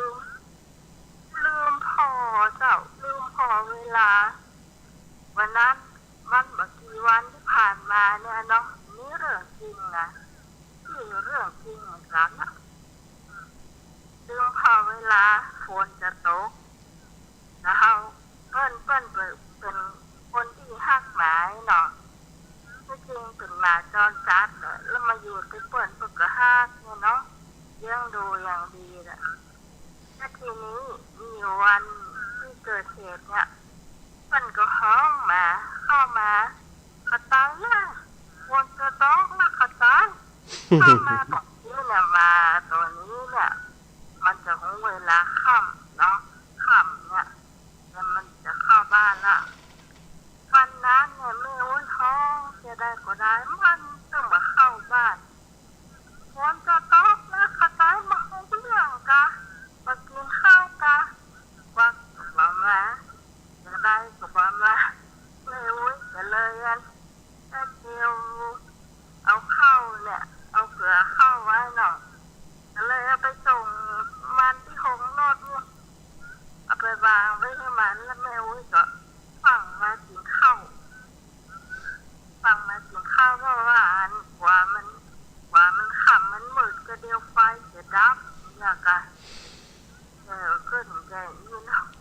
เดี๋ยวลูกสาวเพิ่นมาหาวันนี้มากินข้าวเจ้าก็เจ้าจะได้เสียลูกใจนะจะได้มาข้ามแล้วจ้ะว่าไปน้อยไปเดียวนี่แม่ว่ากี่โมงก็มาข้ามแล้วนะเพราะว่ามาข้ามละไปเดียวนี่ก็แล้ว3 โมงไปถ้าคนไปพอเนี่ยลูกค้าบ้านก็3 โมงไปแต่นะเป็นว่าแม่คนนี้เศร้าพ่อนาฬิกาชีวิตบ้านก็นึกว่า6 โมงมาแล้วเห็นว่าไม่ใช่สักกามเจ้ามาทำตายิบห้องจะได้วักก็ได้มันต้องเบิดมามันว่าที่น้ำหมามันปากมาได้นะถ้ามันได้ไม่ด่าหอนั้นจบนะเจ้าจบเที่ยในวันนี้ต่อไม่เยอะเจ้าสำหรับวันนี้ก็ต้องขอบคุณคุณผู้ฟังที่กำลังฟังอยู่นะเจ้าขอบคุณทุกท่านทุกคนขอบคุณสามเณรเอาเรื่องคุณโยนนานตัวนะเจ้าสวัสดีเจ้าสวัสดีเนอพี่พิสมัยมาละเปิ่นเหล่าเจียเนาะอาตมาภาพเกาะยินดีกับเปิ่นมาเหล่าเจียเกาะได้แบ่งเบาภาระอาตมาพ่องเอาละต่อไปนี้อาตมาจะวางสายเลี้ยวเนอพายที่จะโทรหาอาตมา0892140135อ้าวมาแล้วบอเจริญปอนครับกลับมาจัดการท่านกำนันรัต ปอน้อยโพน ครับ โอ้วันนี้มาเจ้าเลยลู่เปิดหัวเลยเนาะวันนี้ ครับอันแรงเนาะขอแสดงความน้ำใจมาจีปีที่สมัยได้มาเล่าเชี่ยวฟังครั้งนี้นะครับเออ ปอนน้อยปอนน้อยฝนตกก่อนเนี่ยปอนน้อยวันนี้วันนี้เป็นยังครับวันนี้บ่ตกเด้อวันนี้บ่ตกเนาะครับวันนี้แจ้งดีแจ้งดีบ่ยินดีกับปอนน้อยเนออยู่ดีมีสุขเนอะปอนน้อยเนอครับขอแสดงความตั้งใจคิดไว้ดีของสมณเณรครับยินดีป้อน้อยเนอครับยินดีเนอความน้ำใจที่ได้เอาไว้ที่ผมไปเกณฑ์กันทำเนาะได้ละแน่กะครับป้อน้อยโผนสุมาเนอะป้อน้อยเนอเพราะว่าป้อน้อยบ่ได้ปิดวิทยุมันกวนกันโทรเข้ามาใหม่เนอตะกี้มืออาตมาหม้อลำไปเจริญปอนเจริญปอนเจริญปอนเจริญปอนอนุญาตเนอะพอเจริญปอน3-4 ปอนละอาจารย์วรรณชัยเพิ่นบอกว่า3 ปอนก็พอละเนี่ยอาตมาเพิ่มให้4 ปอนเจริญปอนบริษัทครับเนลักป่อบุญธรรมครับผมมาแล้วป่อบุญธรรมเฮามาแล้วถ้าจะโทรนอกเวลานี่โทรเบอร์นี่ได้ก่อได้เปิดไว้เสมอวันผู้เจอจะโทรหาจะมีจันจุ้ยกระเบื้องไปอยู่ได้เลยเดี๋ยววันพุธก็โทรเนาะป่อบุญธรรมเนาะครับเดี๋ยวนี้เราโทรเดี๋ยวนี้มันกินเวลาเปิดเนาะมันกินเวลาเปิดเนาะสุแม่เตอะครับยินดีจะโทรเป็นส่วนตัวเนาะครับยินดีป่อบุญธรรมเนอะครับผมป่อบุญธรรมมีการมีงานได้ปะกันแถมครับยินดีป่อบุญธรรมนักเนอะครับไว้สาครับป่อบุญธรรมแม่รัตนาสังคำฟ้อนนี่ไปปะกันปุ่นปุถพุทธศรีคีรีใจเพิ่นถึงขนาดปุ่นไปถึงวัดพุทธศรีคีรีปุ่นปีหน้ากันเนอะปีหน้าบ้านอาตมามีงานปีหน้าก้อยปลากันมาเนอะป่อบุญธรรมเจริญปอนจากทางดอยแม่ลาพรบ้านป่างิ้วเวียงป่าเป้าแม่ลาพรแม่ฟังลูกเน้นตลอดนะเจ้าฟังตลอดเนาะเพราะว่าที่สถานีไหนแม่ก็ฟังตลอดยินดียินดีนักที่เปิดฟังประจำเนาะทำขายที่เนาะเป็นที่ชื่นอกชื่นใจแม่ทุกวันอยู่กับสิ่งกินกับทำเนาะดีแล้วแม่เหยแม่ก็บ่ค่อยสบายเท่าใดบ่ค่อยสบายเนาะขอให้หายโวยๆเนอพุทธานุภาพธรรมานุภาพสังฆานุภาพแม่หายโวยๆเนอยินดีแม่เนอแม่ลาพรบ้านป่างิ้วมาใหม่สุมาเถอะ0892140135เจริญปอนแม่สุเกี้ยวมาแล้วแม่สุเกี้ยวมาแล้วจ้าฟังเน้นก็เมื่อเข้ารายการนั้นเด้อได้น้ำมนต์ได้สั่งเรียบร้อยนะจ้าได้ละเนาะ เจ้าได้สืบจะแต่ตัวเด้อ น่ากะเมื่อใดก็ถามสืบชะตาเนาะ เจ้าเป็นกำลังใจโยมพี่สมัยเด้ออาการหน้ามาเล่าแถมเด้อเราเจียนะ เป็นกำลังใจแม่สุเกี้ยวเป็นกำลังใจให้เด้อ ครับ เจ้ากลับไว้สารนั่นเอง ยินดีแม่สุเกี้ยวเนอ เจ้าฉัดตู้เจ้า แม่สุเกี้ยวสีเตี้ยมาแล้ว แม่สุเกี้ยวสารปีมาเจริญปอน ยอดไว้สารเจ้าลูกเอ๋ อันนี้แม่สีทอน เปรมจิต เจ้าชัดเจนดีนะลูกเอ๋อยู่เนี่ย ชัดเจนเนาะ เจ้าบ้านถ่ายวิดีโอของดารุณีเจ้า บันตาเรดิโอแต่กะ เจ้าได้น้ำมนต์เรียบร้อยเนี่ยลูกเอ๋ ได้แล้วเนาะ เจ้าได้แล้ว ดีละแม่สีทอน เจ้ากำลังใจนะลูกเอ๋ ครับยินดีแม่สีทอนนักเน้อ เจ้าเจไปเนอะ เจโตย เจ้า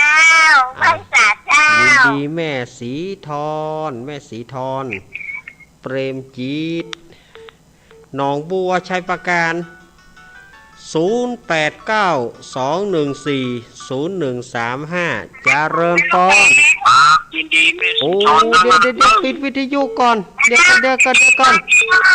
ปิดวิทยุก่อนโยมปิดวิทยุก่อน แม่สีทอง มาจากไหน น้องบัว โทรจากไหน รู้จังนานมั้งครับผม โอ้จาก หลวงเพชร จากน่านเนาะ ครับผม อัน ยุก่อน เดี๋ยวป่อปิดวิทยุก่อนนี่แหละครับผม ป่อชื่อป่อหยัง พ่อสมเพชร สมเพชร ประการ ป่อ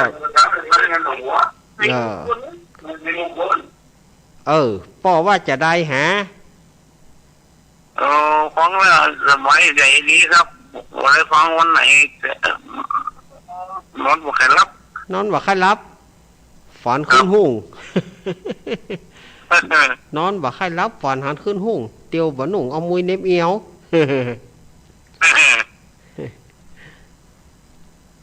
ยินดีอีป่อเนอ ครับผม ยินดีป่อเนอป่อสมเพชรโอ้เมืองน่านพุ่นฮะโทรมาหาตามานี่วันนี้โอ้น่านพูดก่อนอาตมาใครหูก่อยสุดที่ไหนพ่องหาว่างละเนอ0892140135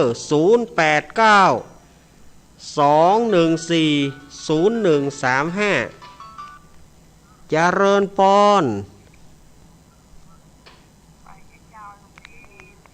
แม่บุญหลงกะ จ้า มาละอีแม่เฮา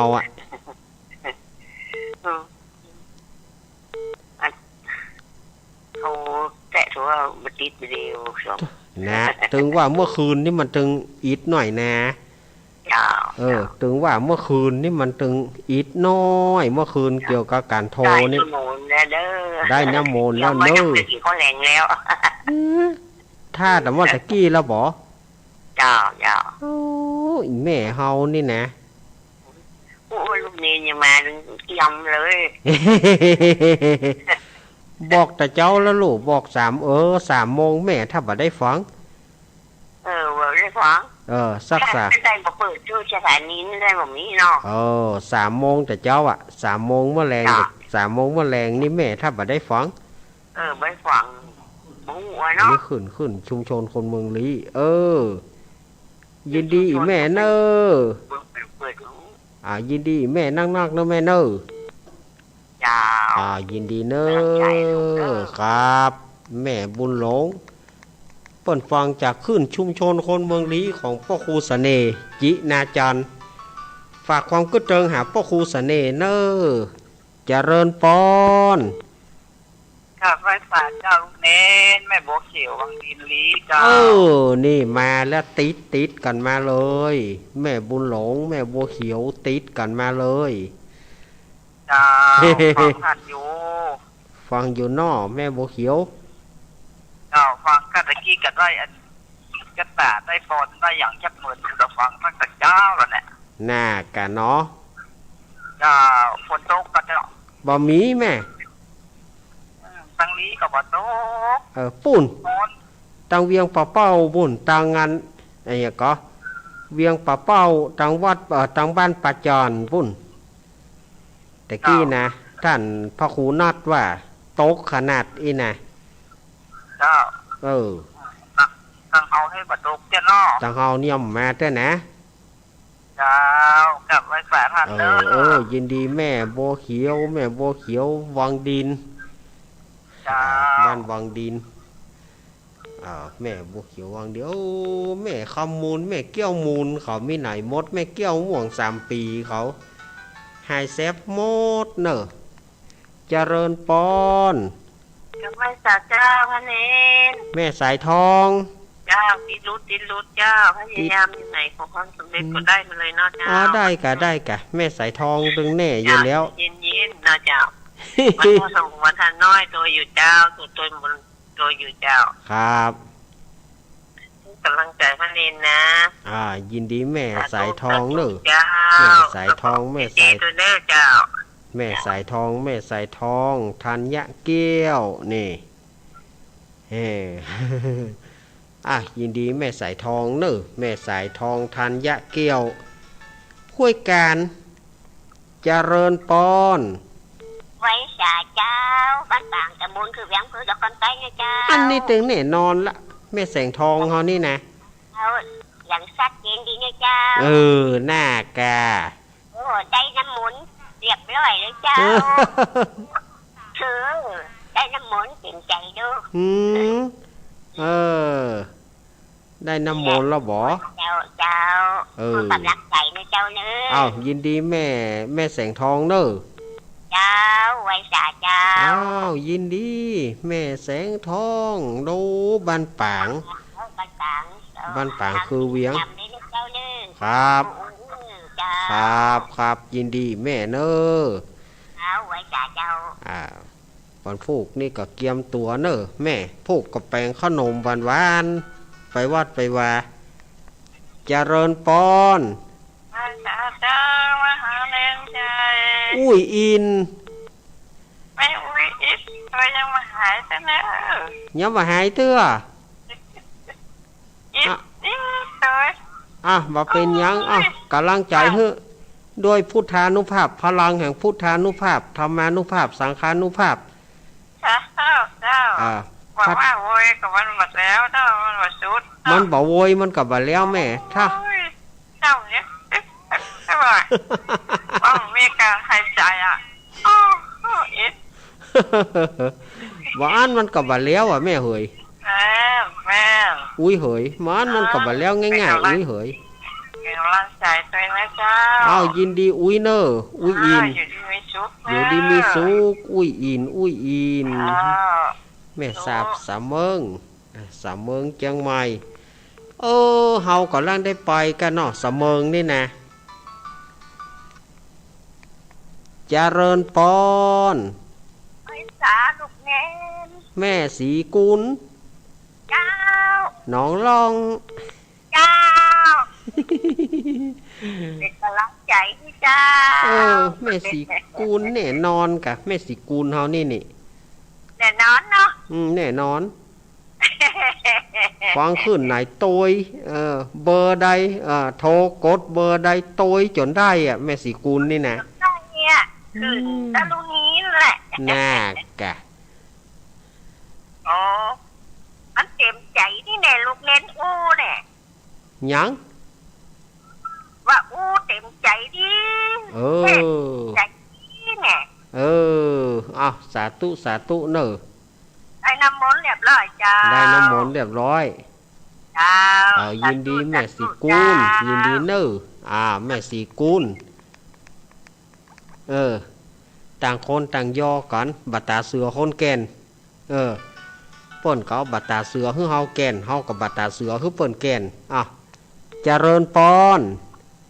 วันสาลูกเน้นเจ้าแม่ฉลาดกะเจ้าแม่ฉลาดมาแล้วเนาะแม่ฉลาดแก่ซ่อน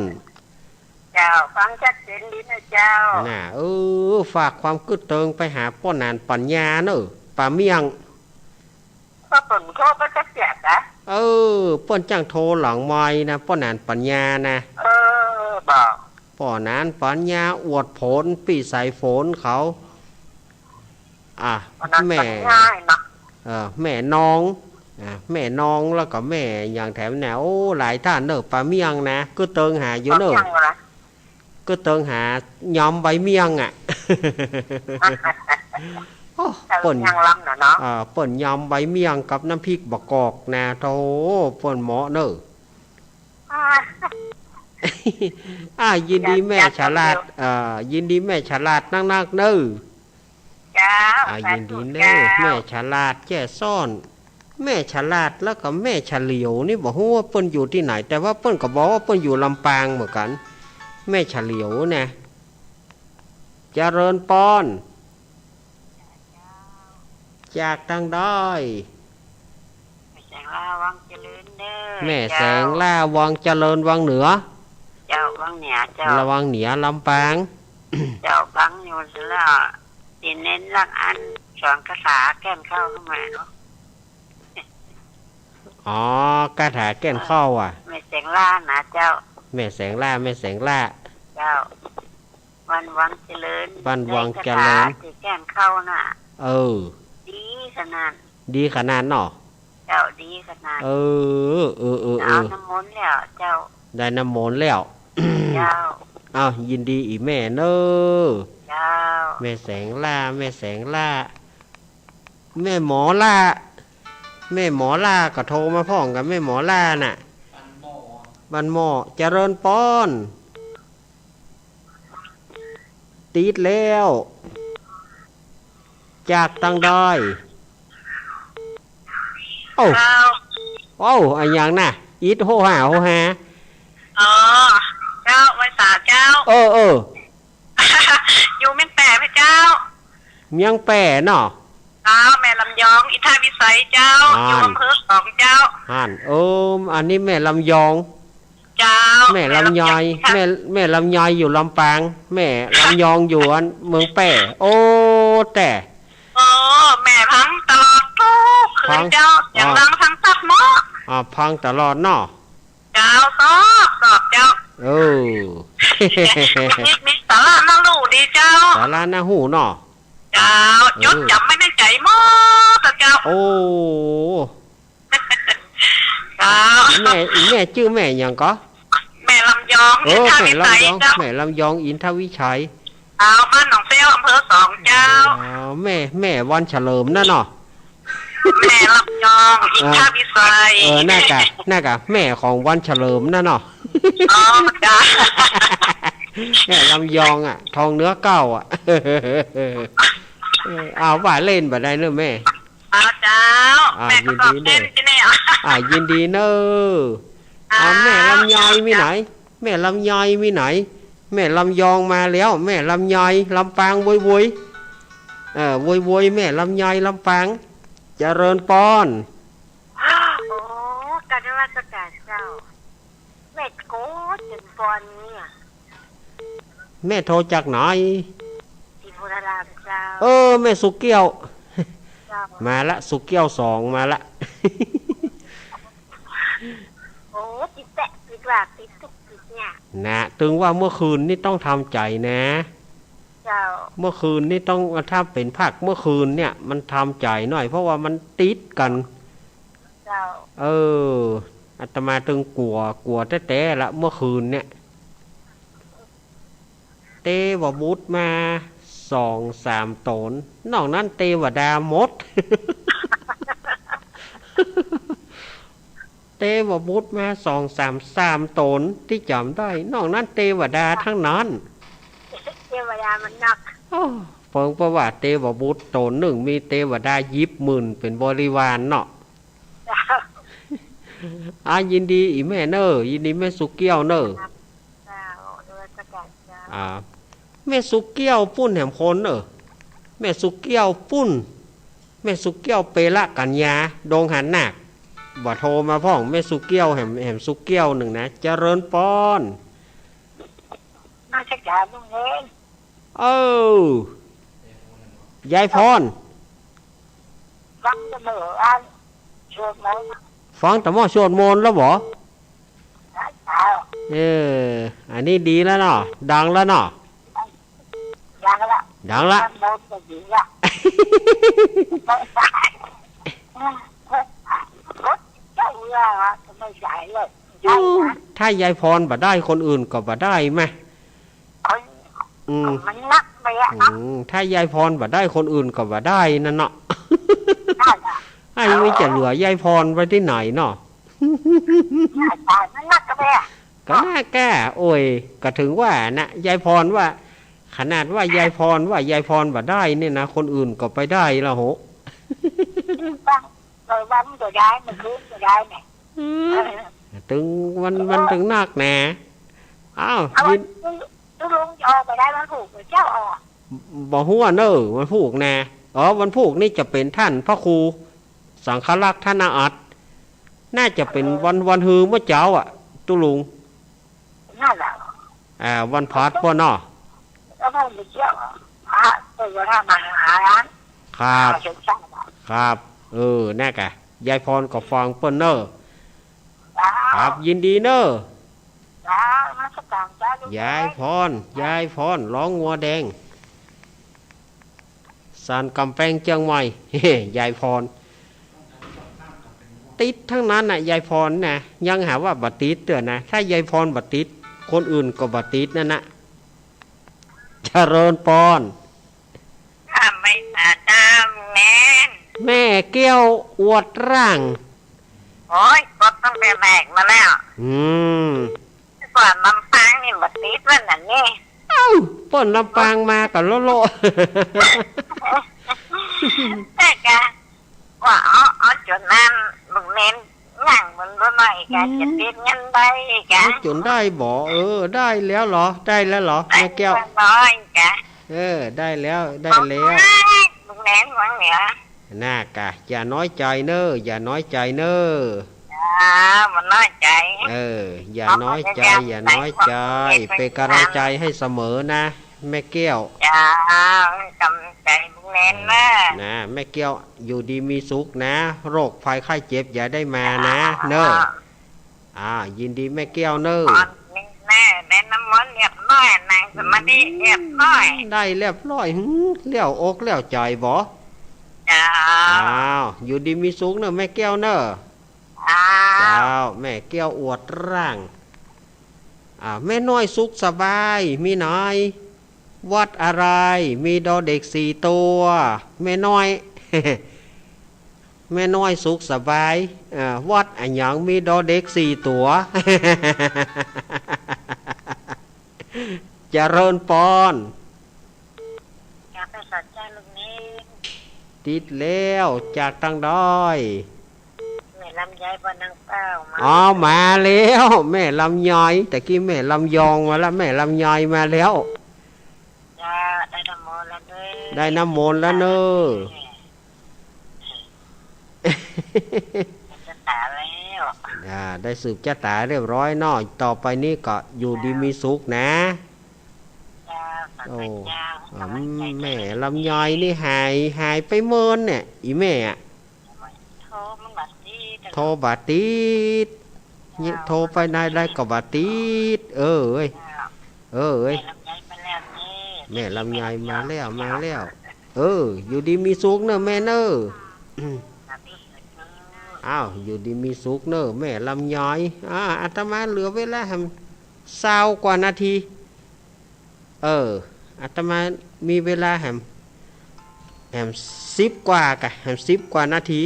16 นาทีโทรเข้ามาเนอะ0892140135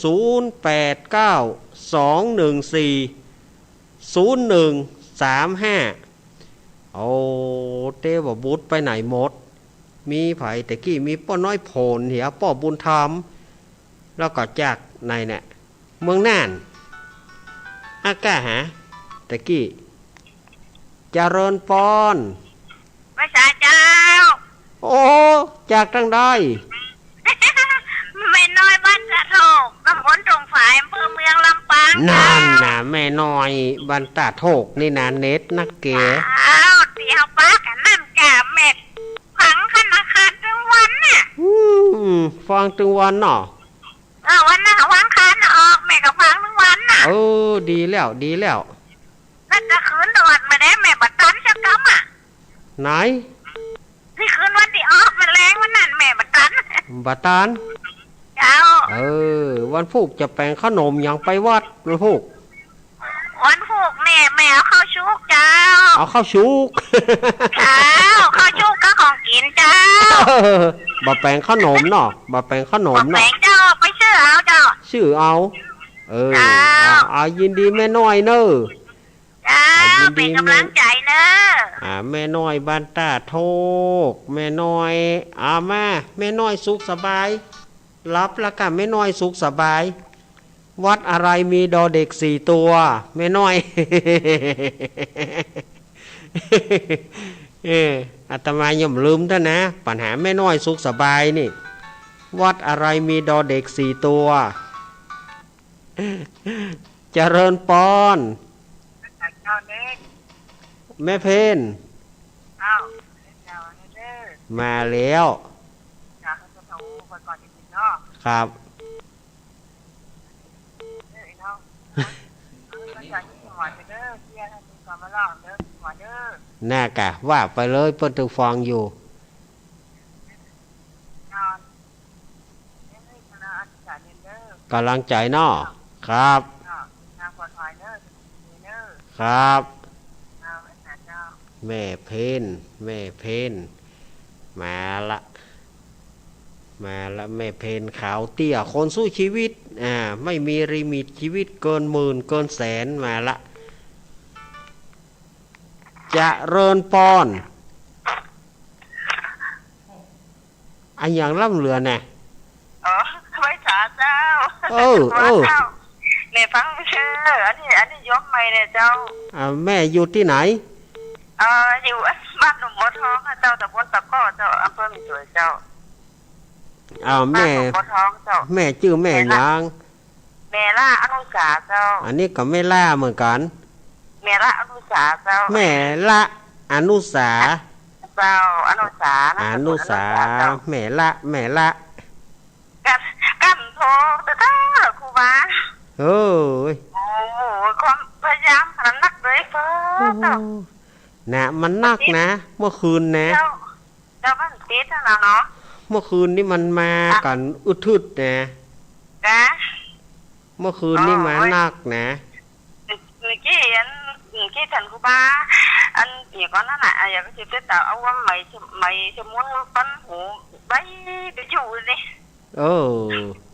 น้ำมันก็ได้เจ้า ได้แล้วเนาะสาธุยินดีเนอะ เจ้ากำลังใจเนี่ยเจ้า ยินดีเนอะแม่ละเนาะมา0892140135โอ้วันนี้เตวบูดเขียมแต่สถาญาติโยมมีก็เทวดา โอ้แต่ว่านะแม่สีดาคนงามแม่เสียวสีดาโทรมาพ่องเนอะถ้าบ่รับเตือนนะว่างละเจริญปอนเจริญปอนติดแล้ว ฮัลโหล ฮัลโหลไว้สาค่ะ จากที่ไหน จากมันฉลองค่ะ แม่สลอง ค่ะ ปุดโทแม่ชื่อแม่ยัง แม่เอ้ยบุญมาค่ะ แม่เอ้ยบุญมานี่หายไปเมินแล้วเนี่ยแม่เอ้ยเนี่ย แม่หมดทั่วให้หลานโทรคำจันนุ คือหลานโท ฟังทุกวันอยู่ค่ะ ฟังทุกตนทุกองค์อยู่ค่ะ ฟังทุกตนทุกองค์ ค่ะ ฟังแล้วก็โทรมาพ่องเนอ คิดถึงลุงเกี้ยวนะค่ะตัวลุงเกี้ยวคิดถึงตู้ลุงแก้วเอาบุญให้เปิ่นเนอก็เด็ดทำมูลน่ะ น่ากะเอาบุญให้เปิ่นเนาะเอาบุญให้เปิ่นเนาะ เอาบุญให้เขาค่ะ เอาบุญให้เปิ่นเนาะยินดีแม่เอ้ยเนอะ ค่ะ ค่ะ ไปศาลนะคะ แม่เอ้ยเปิ้นถ้าจะเป็นน่าจะเป็นตายใหญ่นะแม่เอ้ยนี่ตามที่ฟังสำเนียงดูเนาะน่าจะเป็นตายใหญ่มากกว่าแม่เอ้ยบุญแม้ก็เติงหาตู้ลุงเกี้ยวก็เติงหาก็กวดน้ำไหมตาลให้เปิ้นเนออุทิศบุญให้เปิ้นเนอเจริญพร เอาข้างหัวมันติดบัตรติด ไอ้เดียวก่อนฟังโจมเตื้อแน่ จ้ะนะ ติดแล้ว เนี่ยเต็มที่เขาไอ้หน่วยกำลังฟัง ปี้ เอาเก็บเจ้ามันเนี่ยเต็มที่แกก็เลยเปิดโทรศัพท์นี้ ติด จบนะ ว่าใจนึกว่า สมาเตอะ อยู่หน่วยฟังอยู่แล้วก็มีพอดีที่ลองทดสอบว่าโทรศัพท์เบอร์นี้มันจะเข้าไวขนาดไหน เข้าจนโวยได้ โวยได้ เข้าจนได้ได้ ขอบคุณทุกคนที่ให้กำลังใจเป็นเนอ ครับ คุณแม่สุขยาสวยนะแม่กองแรงอยู่ตั้งนานนี่ดมดีเด็กได้ น่าแม่กองแรงเกิดเมื่อค่ำย่อมมาเท่านะ เจ้า ครับ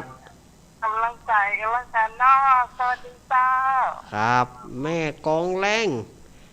มาพี่สมัยถามหาแล้วแม่กองแรงมีไหนมาสุดท้ายเจริญปอน ครับผมเนี่ยละ โอ้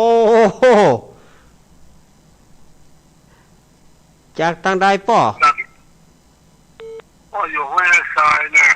ป้อพัดเนาะ ครับพ่อพัดเนี่ยครับ ป้อพัด พ่อพัดอันอายุ86แล้วครับ 86แล้ว คือทำมาแพทย์ลูกก็บ่ได้เกลก็บ่ได้ เอานอน เมียก็สบายอยู่ห้องยาอยู่เลยเนี่ย นอนพุทโธนะป่อมันถ้าไปกึดอะไรอย่างนั้นเนอะเอาพุทโธไปที่จ้างที่เปิงนะป่อเนอะยินดี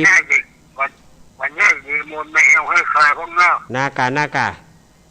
ป่อก่อนนอนพุทโธกับโน้ตพุทโธฮะเนอะ ครับผม ครับอีดูป้อพัดเนอะป้อพัดเปิ้นอยู่ห้วยทรายอ้าวแถมสายหนึ่งมีก็แถมสักสายหนึ่งแต่กี้บุญมาย่อนแต่กี้ไม่ไหนมาบุญมาก็ฮับเจริญปอน มาตรการครับ เอามาแล้ว รอจุดเชียงดาวนะครับ จากที่ไหนก็ หลวงตาเก่ง อ๋อ ๆครั หลวง บ ตานมัสการเขาหลวงตา โอ้ยแล้วปฏิจารจากนักคนดังเนาะพอเป็น10เบอร์ไม่ยอมติดเป็นไรไม่รู้ยกพิจารณามา2 รอบแล้วอ่ะเจริญทักเท่านี้แล้วก่อนเนอะฝนบึ้มอยู่ ครับ ฝนมันบึ้มอยู่เนี่ย ฝนบึ้มเนาะ เนี่ยมันร้องบึ้มอยู่เนี่ยมันกลัวทำเนี่ยรักมั้ง ครับขอบคุณครับหลวงตาอ้าวอาตมาจะขอพักได้อีกก่อนเนอะเพราะว่าเวลามันจะหมดแล้วถ้าฮับก็ตึมตันขอบคุณกู้เสียงกู้สายเนอะที่ได้โทรมาในวันนี้อาตมาภาพอาจจะโวยไปพ่องจ้าไปพ่อง อาจจะอันใดบัทุกหูบัทุกอกบัทุกใจสถาญาติโยมสุมากับญาติโยมเนอะโอกาสหน้าฟ้าใหม่วันอังคารหน้าถ้าว่าบ่มีฟ้าบ่มีฝนหรือว่าบัติดธุระอันใดก็จะมานั่งนั่งจ่าสถาญาติโยมแถมแต่ในช่วงนี้มันเป็นช่วงของในพรรษาเนาะมันอยู่ในพรรษาบางทีมันอาจจะติดคอดพ่องกะมันจะติดคอดไปเตื้อเนาะช่วงพรรษานี่นะแต่ว่าก็จะพยายามมาแต่ที่อาตมาจะบ่ได้มาอันนี้แจ้งไว้ล่วงหน้าแจ้งไว้ไกลๆเลยก็คือวันที่8พฤศจิกาอันนี้แจ้งไว้ไกลๆเลยวันที่8พฤศจิกา อาตมาบ่ได้มาเพราะว่าเป็นวันเดือนยี่เปงพอเป็นวันเดือนยี่เปงแล้วที่วัดอาตมาก็มีการเตะน้ำเตะธรรมวันค่ำคืนหุ่งฉะนั้นแจ้งไว้ล่วงหน้าไก่ๆว่าวันที่8 พฤศจิกาซึ่งตรงกับวันอังคารเป็นวันเดือนยี่เปงอาตมาไม่ได้มาอันนี้แจ้งไว้ก่อยเลยฮอดใกล้ๆมาฮอดทีนี้จะว่าโอ้ลูกเน้นยังบ่มาคราวนี้เขาแจ้งไว้ล่วงหน้าไก่ๆแล้วว่าวันที่8 พฤศจิกาอาตมาไม่ได้มาวันที่6กฐินบ้านอาตมาวันที่6 พฤศจิกากฐินบ้านอาตมาก็เชิญชวนสถาญาติโยมไปร่วมกันแล้วก็วันที่15 มกราปีหน้าวัดไฝหินวันที่15 มกรานี่วัดไฝหินปีหน้านะ66อันนี้ก็เชิญชวนคณะสถาญาติโยมไปร่วมกินร่วมทานกันแต่ละอย่างแต่ละนี่ก็ก้อยเอามาเป็นสเต็ปเนาะก้อยเอามาอู้เป็นสเต็ปก้อยเอามาอู้เป็นบ้างเป็นตอนเอานะเอาละเวลาหมดเวลาเจว่าไปได้แล้ว เจว่าไปได้แล้วหมดเวลาไปก็ไปขอศรัทธาญาติโยมอยู่ดีมีสุขรับได้เงินหมื่นตื่นได้เงินแสนแก่นได้เงินปอนศรัทธาญาติโยมหิหาอันใดขอส่งความมาปรารถนาอย่าไปลืมวันพรุ่งนี้เกียมเนื้อเกียมตัวแป้งข้าวต้มห่อขนมวันฮือก็ไปวัดไปวากันโชคดีเป็นของศรัทธาญาติโยมตั้งหลายอายุวโนสุขังพระลัง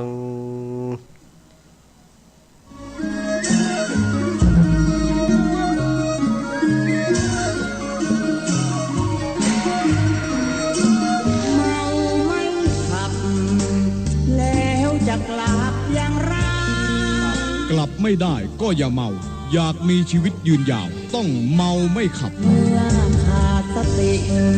อย่ารีเดี๋ยวจะสะดุ้งเสียเลือดให้อยู่เมาฝ่าไปยุ่งกับแม่การดื่มสุราทำให้สมรรถนะในการขับขี่ลดลงอุบัติภัยจนเกิดเครียดจนเครียดกินเหล้าจนเครียดกินเหล้าจนเครียดกินเหล้าจนเครียดกินเหล้าจนเครียดกินเหล้าก็เลยยิ่งเครียดจนเครียดกินเหล้าจนเครียดกินเหล้าจนเครียดกินเหล้าจนเครียดกินเหล้าจนเครียดกินเหล้าก็เลยยิ่งก็เลิกสิเหล้าเลิกเหล้าเลิกจนเริ่มต้นเข้าพรรษานี้